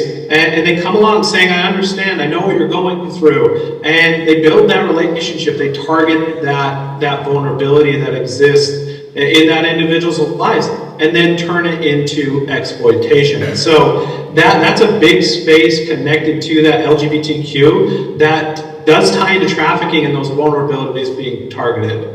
Now to the labor trafficking side, again, it is more common in the United States for labor trafficking. Individuals who are brought in this country either knowingly that come in themselves or are brought in through a human smuggling ring or human trafficking in some way, and then exploited in labor in some way. So very common industries which this happens is agriculture, farming, ranching.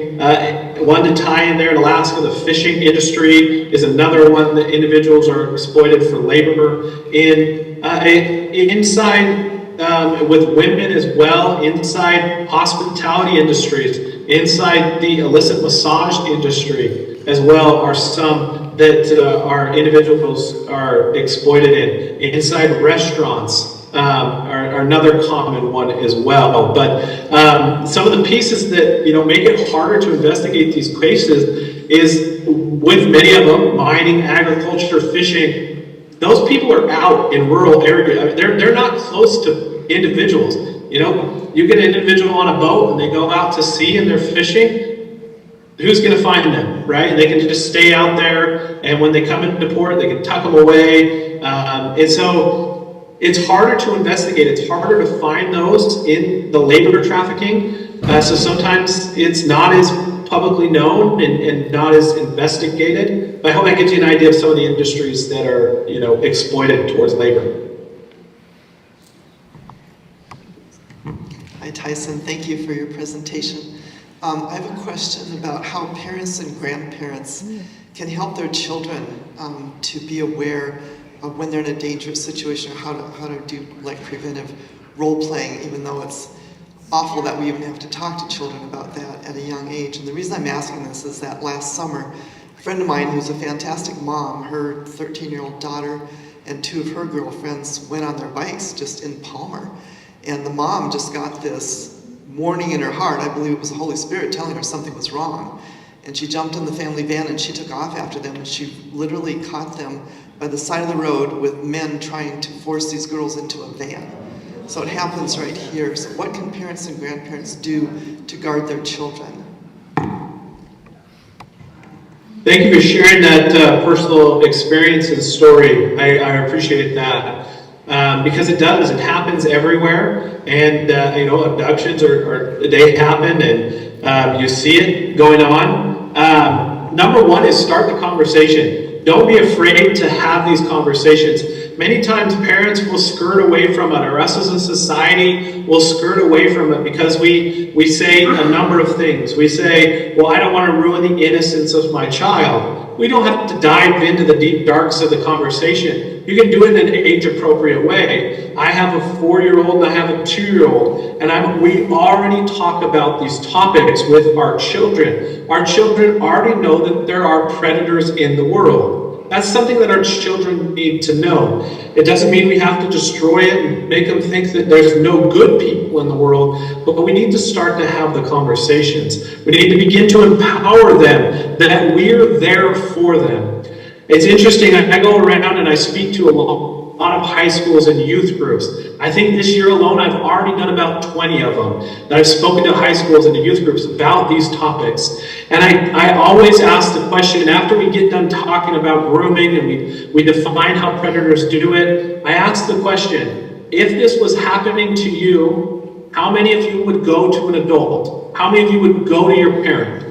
And no matter the size of the audience across the board, only about 10% of kids ever raise their hand and say, I would go to my parents. And I ask them, why won't you? Why don't you want to go to your parents and tell them about these things that are happening? They say, they're going to punish me. They won't listen to me. They're going to make me feel dumb. We don't have the right reactions already. Our kids don't trust us to come to us and to talk about the things that they're experiencing and going through. We need to make them understand, help them know that that's what we want. We want to love. We want to protect. We don't want them to feel trapped and stuck. So starting the conversation. And maybe this is a place where next time when I come up in November, we can have a training, an evening where we talk about this. Where we, with both parents and children, it's not just a one-sided conversation or problem. It's something we all need to come together. So maybe that's a topic that maybe we could talk about in November and have a training or evening towards, is this prevention topic and conversations and things towards that end. I appreciate your story and that wonderful question. Thank you, Tyson. Really enjoyed your program. I have been a past hospital consultant.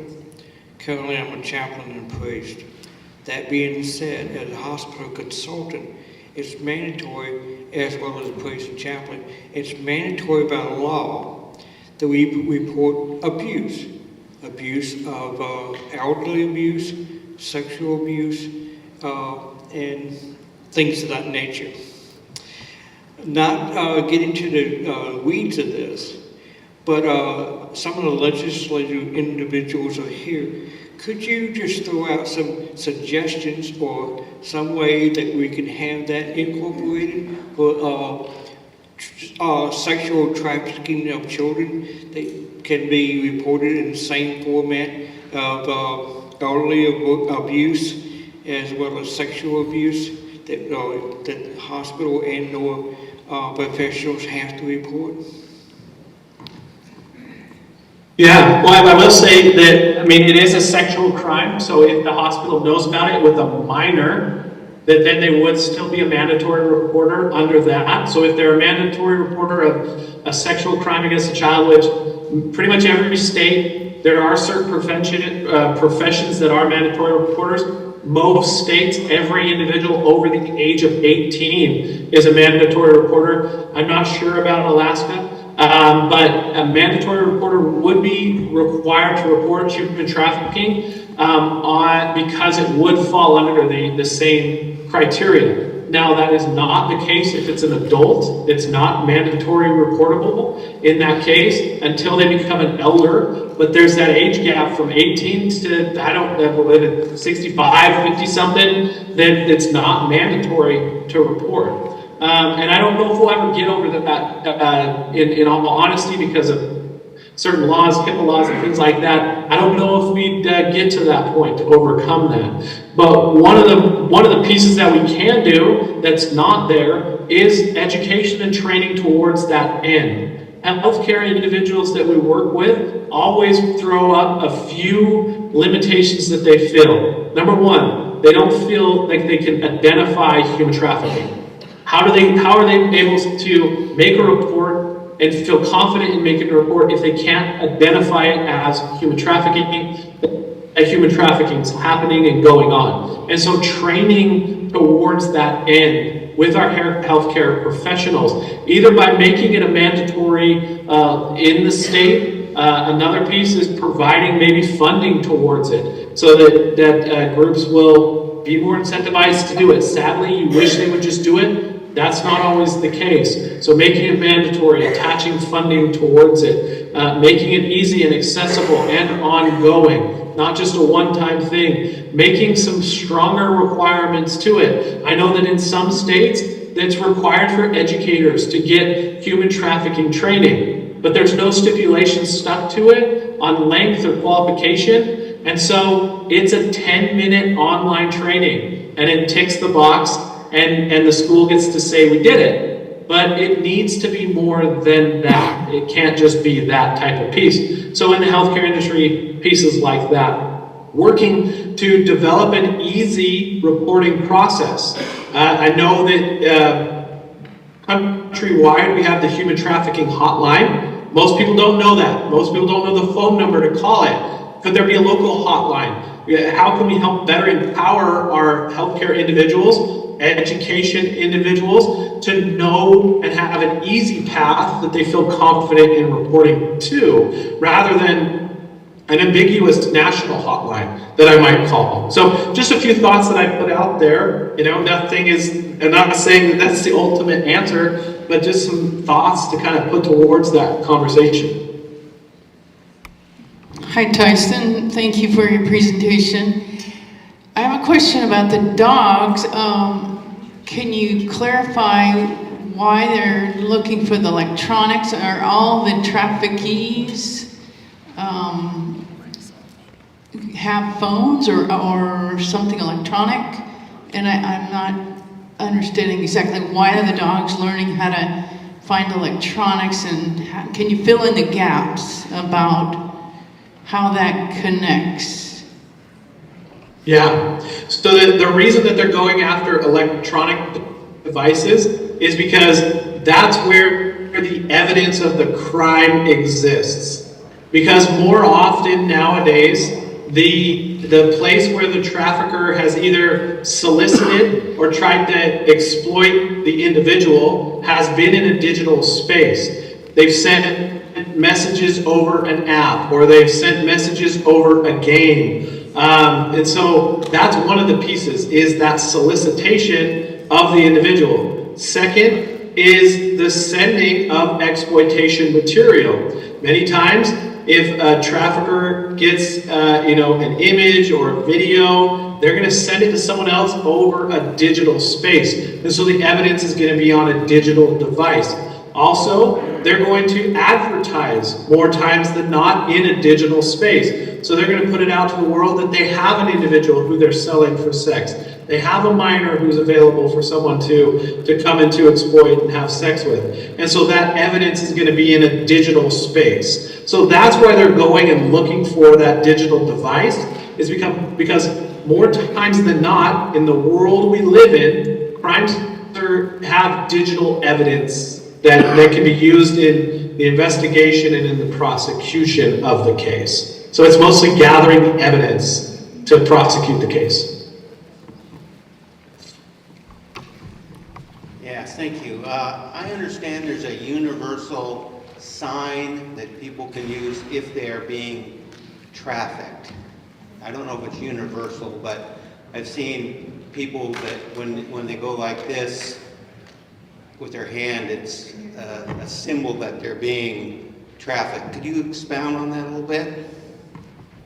Yeah, and I can't, as you said, I was trying to recall the organization that is kind of pushing that movement, and I can't recall what the organization is, but it is. It's a piece that this organization is trying to get to catch on, that is a way to maybe bridge that gap of identification, that an individual who's being trafficked could make this sign, and an individual who is aware and recognizes it would then be able to recognize the sign and then get an intervention. It is kind of that at this point now. It's just kind of a movement that they're trying to get. I do think it's like the thumb covered with the fingers, like this, but it's kind of a beginning of a movement that some organizations are kind of putting out, and one of those things that's only as successful as it is as people are aware of it. So it's something that might be able to help from it,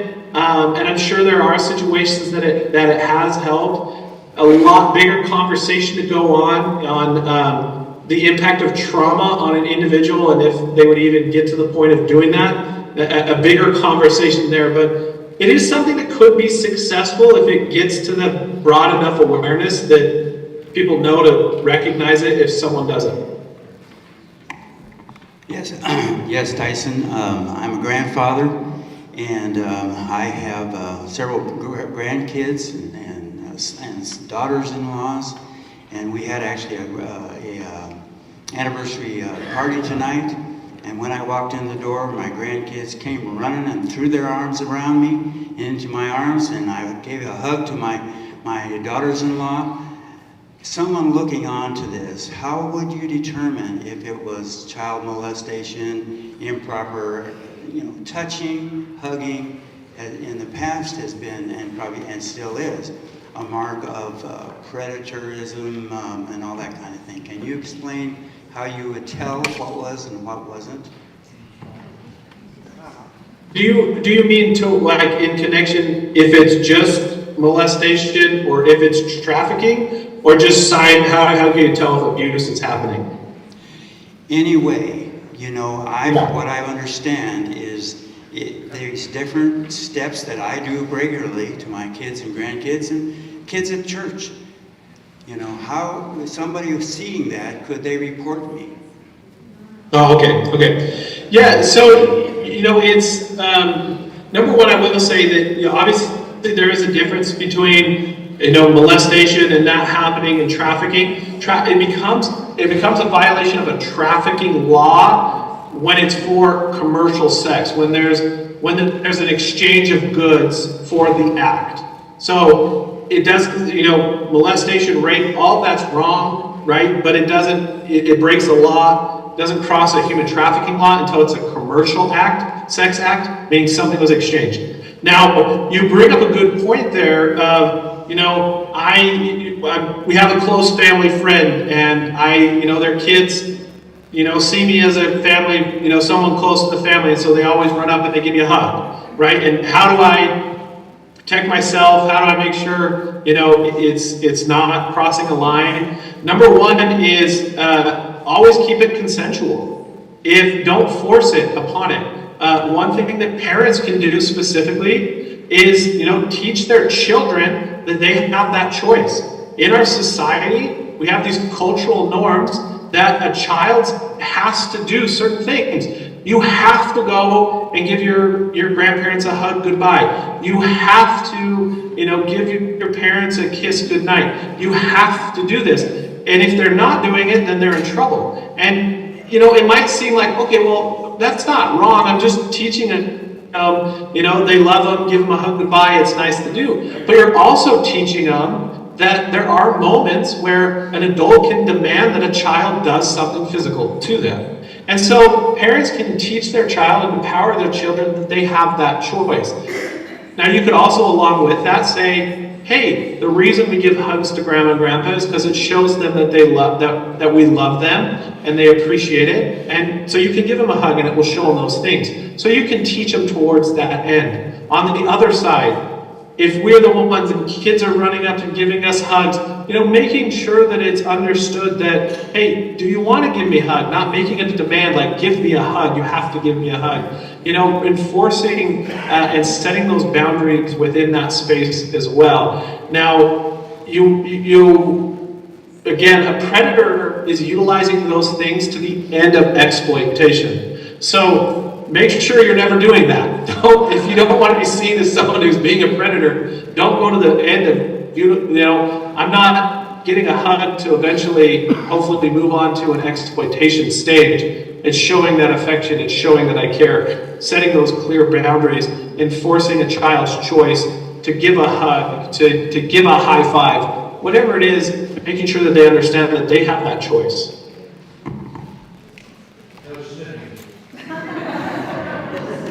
Hi, Tyson.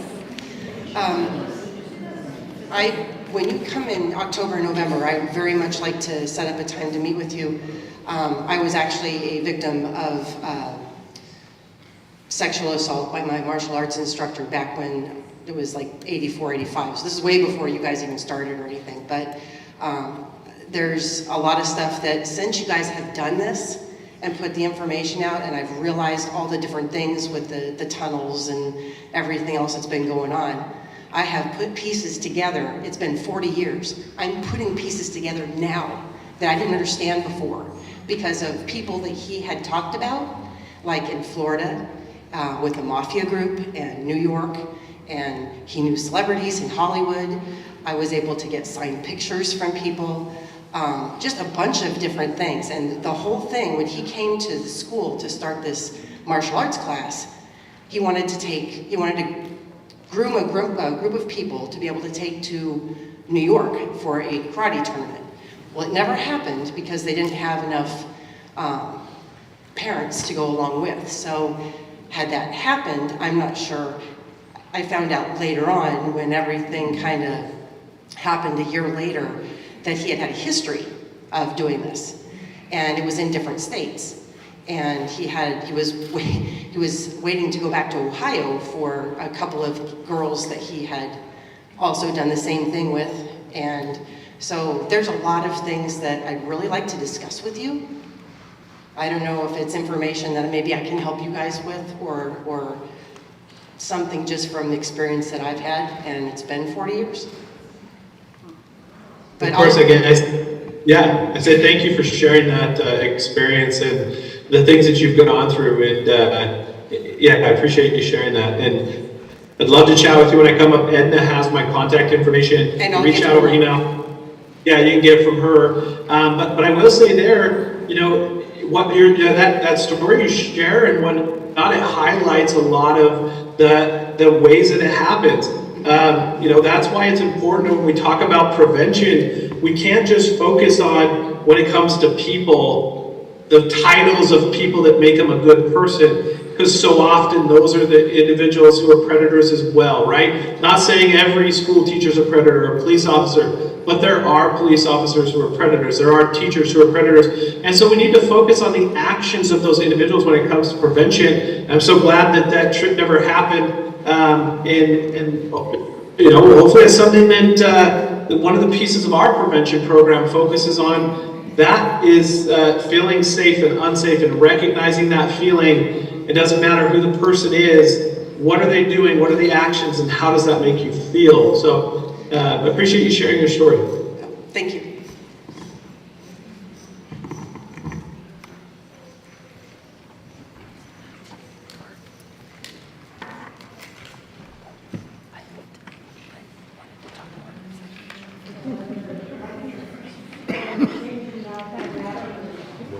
If I still have battery or not. Keep talking. Maybe I don't have battery in it. So, anyway, one of the things as I was asking about grandkids hugging and, you know, like, especially like here. Yeah, I know, it's, where I don't have. Take her mic. I don't have anything. Randy will give me some more batteries. I think to teach the child that they have some control over their boundaries is, say, a parent comes up and they got a couple small children, you give the parent a hug, and it's somebody you know, they know, and you look at the child, you ask the child, can I hug you or shake your hand or something like that? Just don't like grab the child, because that makes the child feel vulnerable and doesn't feel like the child can set boundaries. But if you ask the child, then the child gets into the habit of the fact, well, you know, that person just grabbed me. Is there something going on? So there are some things I think that we can do to be help the child set some boundaries. Thank you so much for your information, and we've talked a lot, I appreciate, about the physical aspects of human trafficking in person and the contact, but my question is resources for people, older generations, to understand where the exploitation is also happening online with minors, and through social media, through video game platforms and this like that, and how parents and grandparents can recognize when their child is being exploited from their own bedroom or their own living room or off the computer screens, and what is the percentage of that happening right now in, I guess, the United States? Because I know just being able to say, hey, can you send me a selfie? Or like, hey, you're so pretty, you could be a model, and then they build that relationship, and now they're sending pictures, and I know that kids are afraid to say anything because they're afraid they're going to get in trouble, and then when they start asking for more and more and more, they don't want to respond, and then it's, I'm going to tell your parents, you're going to get in trouble, and kids can, the information for people to understand that your children could be exploited into human trafficking in your own home without even having to be in physical contact with human traffickers, and how we can address that issue. Yeah, it's becoming one of the most prevalent areas of solicitation towards exploitation is online. I think the last statistic I saw is that it was 1 in 4 or 1 in 5 kids have been approached already, that it's known, and those are reported cases, and it's probably a lot higher.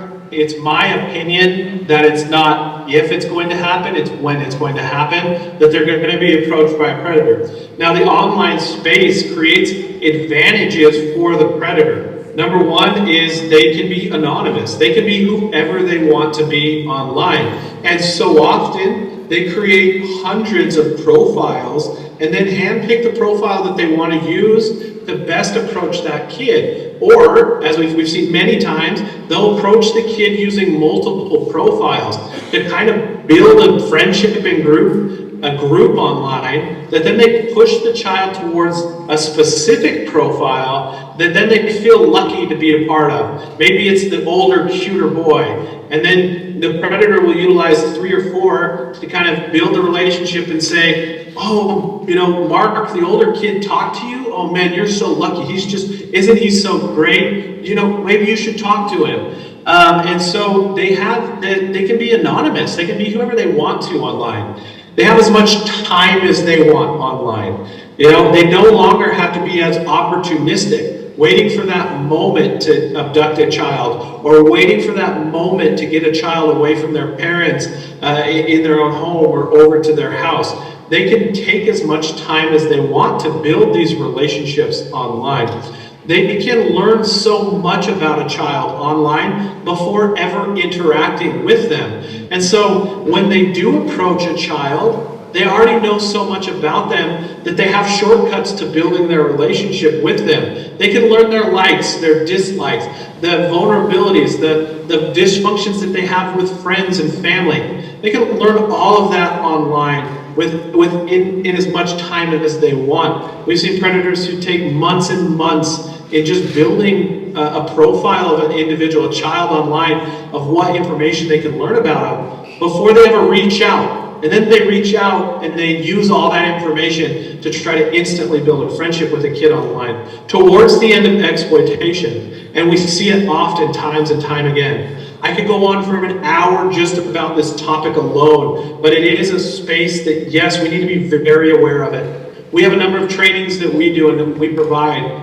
One of them, you can go to on O.U.R.rescue.org on our site. There'll be a tab called Resources.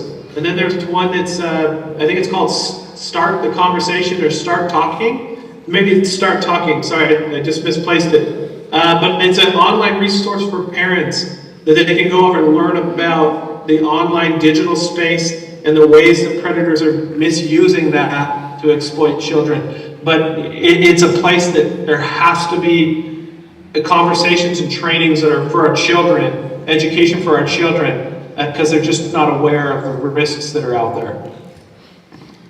We got a question that somebody would like for you to address the topic of organ harvesting. Can you talk about that? Yeah, it is a type of human trafficking that does exist in the world. It's not as common and as widespread as other types of trafficking. In the United States, it's not defined as a type of human trafficking. It is just labor and sex here in the United States. But in some countries around the world, it very much does happen. Children being abducted, and adults being abducted, and their organs being harvested. The number one criticism and pushback that we always get is from a medical professional who says, oh, I work in a hospital, I work with transplants, I work in surgery. There's no way that that would be a viable transplant. Traffickers don't care. They're getting the money for the organ. That's all they care about. If it doesn't work, they'll go and get another one, and they'll make more money off of it. It does happen. It's not as widespread as maybe it's been made out to be over the last couple of years, but it does definitely happen. In the Middle East and in African countries, it happens quite often, but still not to the levels of other types of human trafficking, but it very much does happen around the world. Okay, we have, yeah, come on, hurry please, because it's 9 o'clock and we're supposed to be wrapping this up, and I do want to have a chance to have the legislators talk a little bit, so. I just have a quick question. My daughter, we were at a community event here in Palmer, and Friday Fling, and my grandkids were sent across the street to their pickup to get something. And they're approached in front of the Eagle Hotel. Some people had pallets down, and they said, would you help us take these into the hotel? Now, these are 10-year-old, 11-year-olds actually, almost 11. And they have been trained that, no, you don't go anywhere with a stranger. So they said, no, we can't do that. And the people said, well, that's fine, we'll take care of it. On the way back, the people were still there. They hadn't taken care of it, but they didn't say anything to the kids. But what I'm wondering is, should something like that in a community situation, should it be reported? Should I have done something as a grandparent? Or should an incident like that, I'm just wondering, perhaps they were innocent people. I don't think so. I think they were I was just so thankful that nothing had happened. But what do we do in a situation like that? I'd say, first off, thank you for sharing that story about your family and that experience, and I'm grateful that your granddaughters were taught and aware enough to not go with them. You never know what happened. I mean, the story didn't end, so we don't know which way it would have gone, but grateful that they knew enough to be aware and to help in that protection of themselves. To answer your main question is, we should never hesitate to protect our children from whoever it is. Many times we feel embarrassed, we feel ashamed, we put into our mind, well, am I overthinking this? Am I making this more than it is? Am I going to embarrass someone? Am I going to make them feel bad?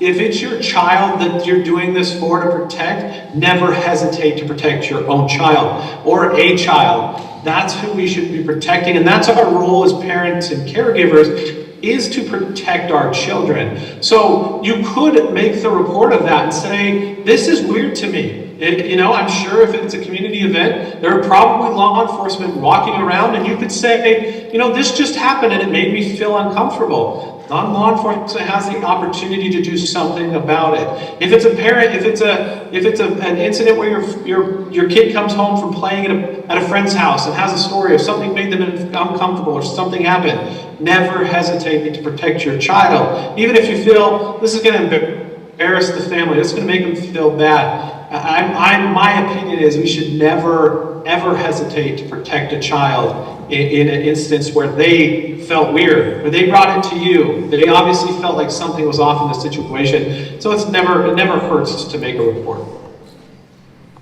Yes, I know of 2 children's situations where the children were screaming to not go to be at the dad's house, and the mom said, well, you have to go, it's a court order. Turned out it was the stepmom that was abusing the child. And then another situation where she was screaming, didn't want to go to the father's house. That was actually a different situation, but again, another father. So I would really encourage people, and you could confirm this, to listen to your children and what they're saying to you. Another comment is I took a parenting class in Visalia, California, and the lady was very, very good. She said most abuse comes through religion, not to discount our belief in God, but it's that should thing that we tell our kids. You should, not listen to their feelings or their choices. And maybe you can comment about that. Yeah, I mean, it happens in any area. Religion can happen. There are predators who come into religious spaces. But any time that we do have that mentality where a parent or a kid should do something, this is what you have to do. We enforce that power dynamic that predators are going to misuse. That's why you see it with teachers and parents. Teachers, coaches, religion, law enforcement. Those predators who are in those spaces misuse it because our kids are taught that you should do this. You need to listen to this person, and so we need to help empower our children that they do have choices in that. They don't need to be disrespectful or rude to individuals, but empowering them that they do have a choice in these situations. Hi, Tyson. Thank you for your time and your presentation. I'm mostly curious about your thoughts on microchipping. So it seems like there's this attack on children, of course, lately with the vaccines and the porn in schools. And it seems like your presentation is mostly, about the digitalizing, tracking kids that way. So I'm curious if your organization pushes the microchips, because, side note, I'm all over the place, but I've seen in Georgia that Freemasons are pushing the microchips. Schools are, Apple, Neuralink. It's a really big push for the microchips. So I'm curious on your thoughts and if your organization is affiliated with that at all. I will say our organization doesn't have a stance on that yet. I haven't seen or heard anything from our organization. Now, I'll tell you my personal opinion on it is that I don't think that we should, because you're going to create a space where someone, if you're tracking them, it can be hacked and people could find it. So I personally, my own personal opinion is Tyson Wright here is, I don't think that we should. I think it just opens up a space for a technology to be manipulated and exploited and further data to be gathered that we probably don't want out there in the world for someone else to have about us. So, but as far as the organization goes, it's not something we see a ton of. I mean, not to say it doesn't happen, that type of stuff doesn't happen, but you know, the realities of trafficking and the most common ways are, I guess, less complex than that, if that makes sense. There's more of like an indirect affiliation of the microchips. I just want to encourage everyone to question everything and dig deeper. Tim Ballard said that Carlos Slim was one of the main funders of the movie. Is that correct? Carlos Slim? I am not aware of the funders of South personally, so I don't know. Okay, so Tim Ballard did say that. So I definitely recommend everyone looking into who he is and then letting that just spiral and snowball. So question everything. Thanks. Thank you. I just want to leave on a positive note before everybody else leaves. This is the second plaque I have for Edna for her Christian example, and the leadership she's been throughout the borough and the entire community. This is for you. We can't thank you enough. Sorry about that. You didn't think I was going to do that again, huh?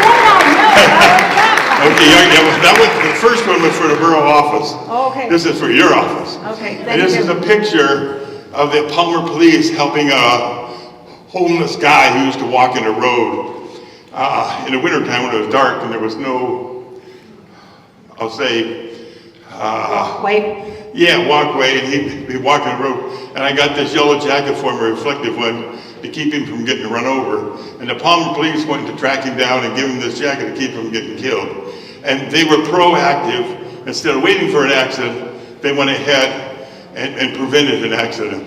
And that's the kind of proactiveness that we get from Edna. She's ahead of the game here. She's teaching us what to look out for, what to do, how to help ourselves, how to help our community. And we can't thank Edna enough for all the good work her and her husband have been doing.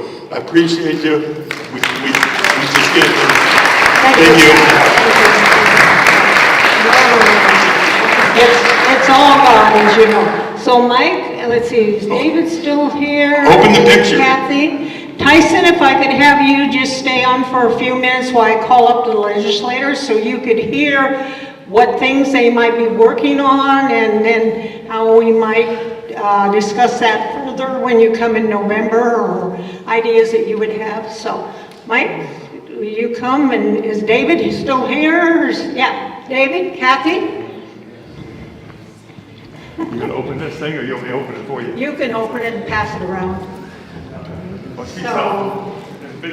you know some legislation and going on. Time short, so I'll just tell you real quick. But things like this sure make me support capital punishment. CSU, this is something we talked about. There was a crime suppression unit up here. The troopers had it. It was very effective. They don't have the ability or training to focus on this. They probably need to. That's just my thought sitting there watching this tonight. I'll talk to the governor about it, but we're going to have to do something on resources. It's not something they work on as a set or a core competency. The lady that talked about should you do something, my point is you're always the first responder, you should. So if you're the one you have a question, you know, the worst case is you apologize, but we're the ones there. There aren't very many law enforcement around. You guys know that. I did a real quick scan and staff was looking at it for me while I was sitting there because I wasn't prepared to speak. Almost 400 bills in the legislature right now of stuff, and there are only ones that are actually named for this. There's one from the governor. That's it. Sarah Vance is working on one. They asked her real quick. She said that she didn't get it through. Maybe Rep. Beastman can talk about it because he's on the committee with her. She's the committee chair. But that's all that I saw, folks. I mean, a lot of them have names that could probably be Christmas tree, so-called, put into it. That's it. Pretty thin. And quite frankly, from my perspective, you guys know I've been on elections and judicial reform, but there's a lot going on with this. So it's something after watching Sound of Freedom about a month ago, Michelle and I, we went to the theater too, with some friends, and I was like, wow, it just kind of hits you over the head. And the last thing I'll say before I hand it off is if it's something good, it's probably not going to come from the Alaska State Senate right now, since it's a supermajority. So I'm a little pessimistic. God will have his way. He'll do what he wants. But I'm just telling you, if it's a good thing, considering the makeup of the Senate that's controlled by Democrats, they typically haven't supported this kind of stuff. So probably not a great thing. Probably more to come from the House. We'll have to work on it next year. But I can just tell you personally, after watching the movie and seeing this, it's affected me. And it's made me think of things I didn't even realize before. So there's a lot at stake here. So that's what I've got, and I'll hand it off because of time. Thanks.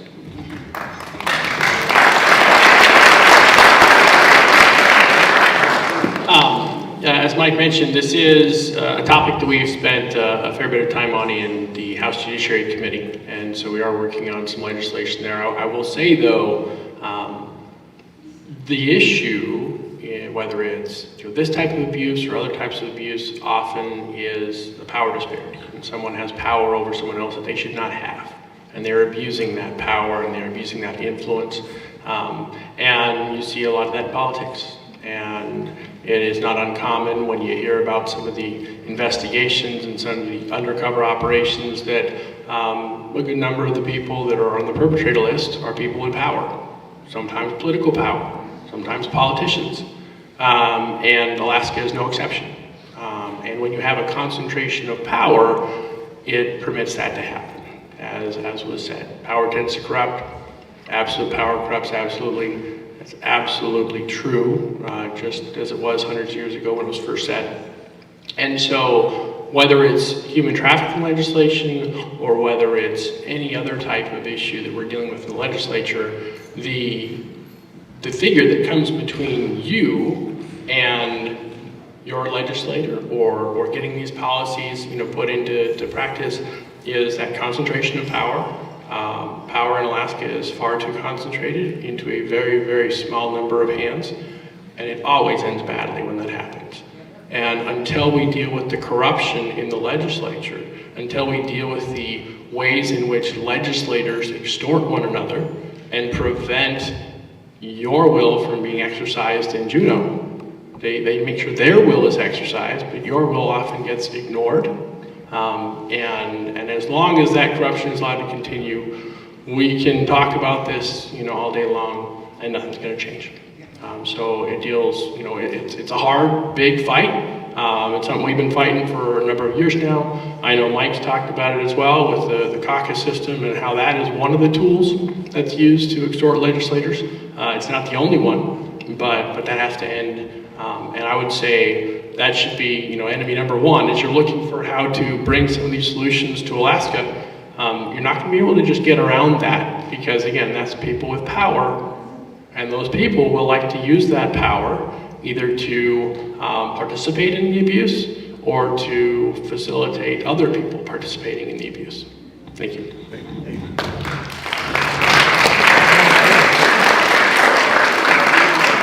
Over this way. Hi, I'm Kathy Tilton.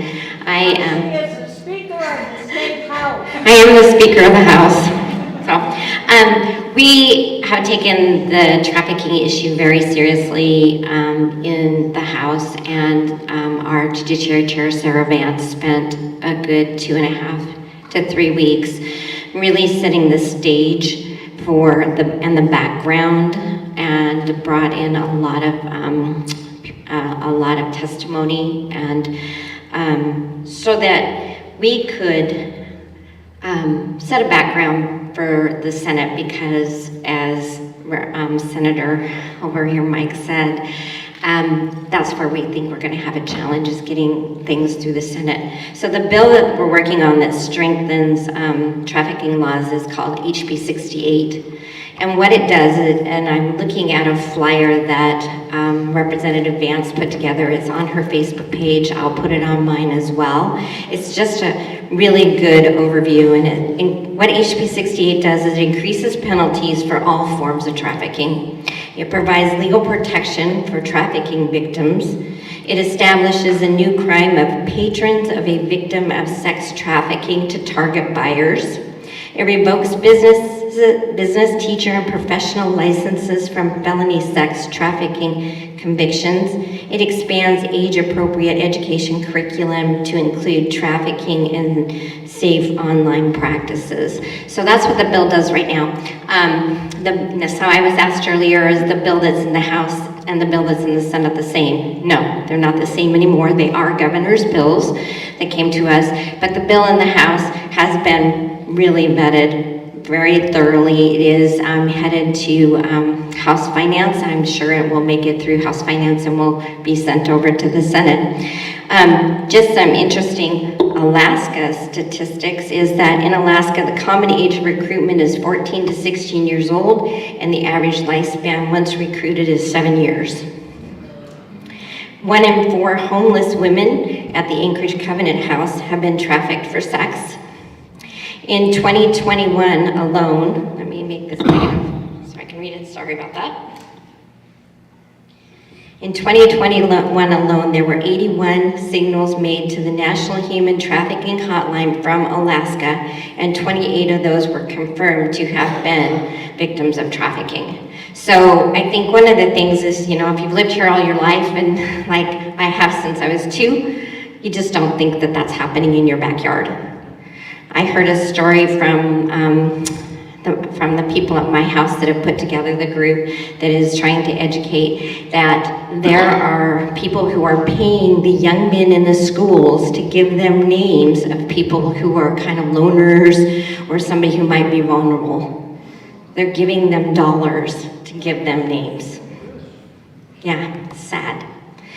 And earlier when we were talking about not just sex trafficking, but we're talking about labor trafficking. I was just at a national convention where I learned more about labor trafficking, and that, like as Tyson had talked about, in rural Oregon, they are trafficking labor to grow in rural Oregon in the big marijuana fields. The cartel is trafficking people to work those fields to send the drugs out of the country. So anyway, I thank you for the time. This is on Sarah Vance's page, and I will put it on mine, and I will tell you that we're taking this very seriously. I want to say how thankful I am to Representative Rauscher for joining me in doing a viewing of this film, and for all the other legislators and personal people who have bought theaters. Thank you for that, because I want to tell you it has really opened the eyes of the people here, and thank you, Edna, for having this tonight. This is a serious issue, and, you know, God's children should not be, you know, they're not, you know, this just can't happen, and not in our backyard.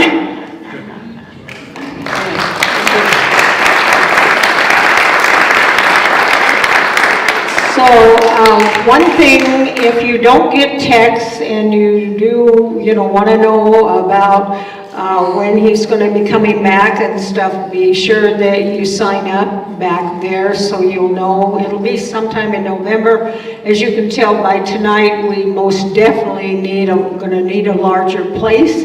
And so anyway, thank you for coming. And I know there was some information saying that it wasn't going to be Zoom, but we just felt like that it's really important to jump on it at this time to be able to keep the momentum going. And so let's see, B, you have an announcement you want to make? Yes. Gosh, thank you for remembering me now that we've all hung on here. I mean, it's somewhat excruciating because it's just a horrible subject to go over. What kind of position people's minds are in right now, but I'm running for the City of Wasilla mayor, and as mayor and being a strong form of government, I can have a direct influence. I can call this guy right here, I can have influence on that, and that's something we would do. And the other thing is that I want to get a little bit more sharper with the drug enforcement in the city too. I mean, become really involved with programs with that. But what I'm here to say is that, you know, on top of this disheartening and uplifting uplifting presentation. Actually, it's uplifting because it's giving us avenues, things to do. I'm going to consider with that course with my administration. My main goal above all things is to change the paradigm, to provide better government, not perfect government, or not even try to even come close to that, because that's an illusion. And I think we all in this room, who I know a lot of you, know that. Okay, but this better government is getting the people involved. We have just a disturbingly, well, frankly, just horrible voter turnout in the city of Wasilla. There's an apathy everywhere, except for you people, the ones that do, and there are many of you are the same people that I've seen for many years, as long as you know that I've been involved in politics. So what needs to change is for a person to get out there, someone right at local government level, get the people and citizens involved in their government. I have a specific plan for that. That involves the emergency preparedness plan, not making a new costly plan, but to get the citizens involved. Increasing civic activities with, volunteer groups and that also. Neither of these things cost a bunch of money to do. And of course, as far as the money goes, we look like we're okay because we still have money to spend, but we know what's happened to governments with that, okay? As long as there's still money there, everything looks all good. I'm telling you, it's not good. We're in an economic downturn, and I'm going to be looking at that budget to cut the operations budget line by line.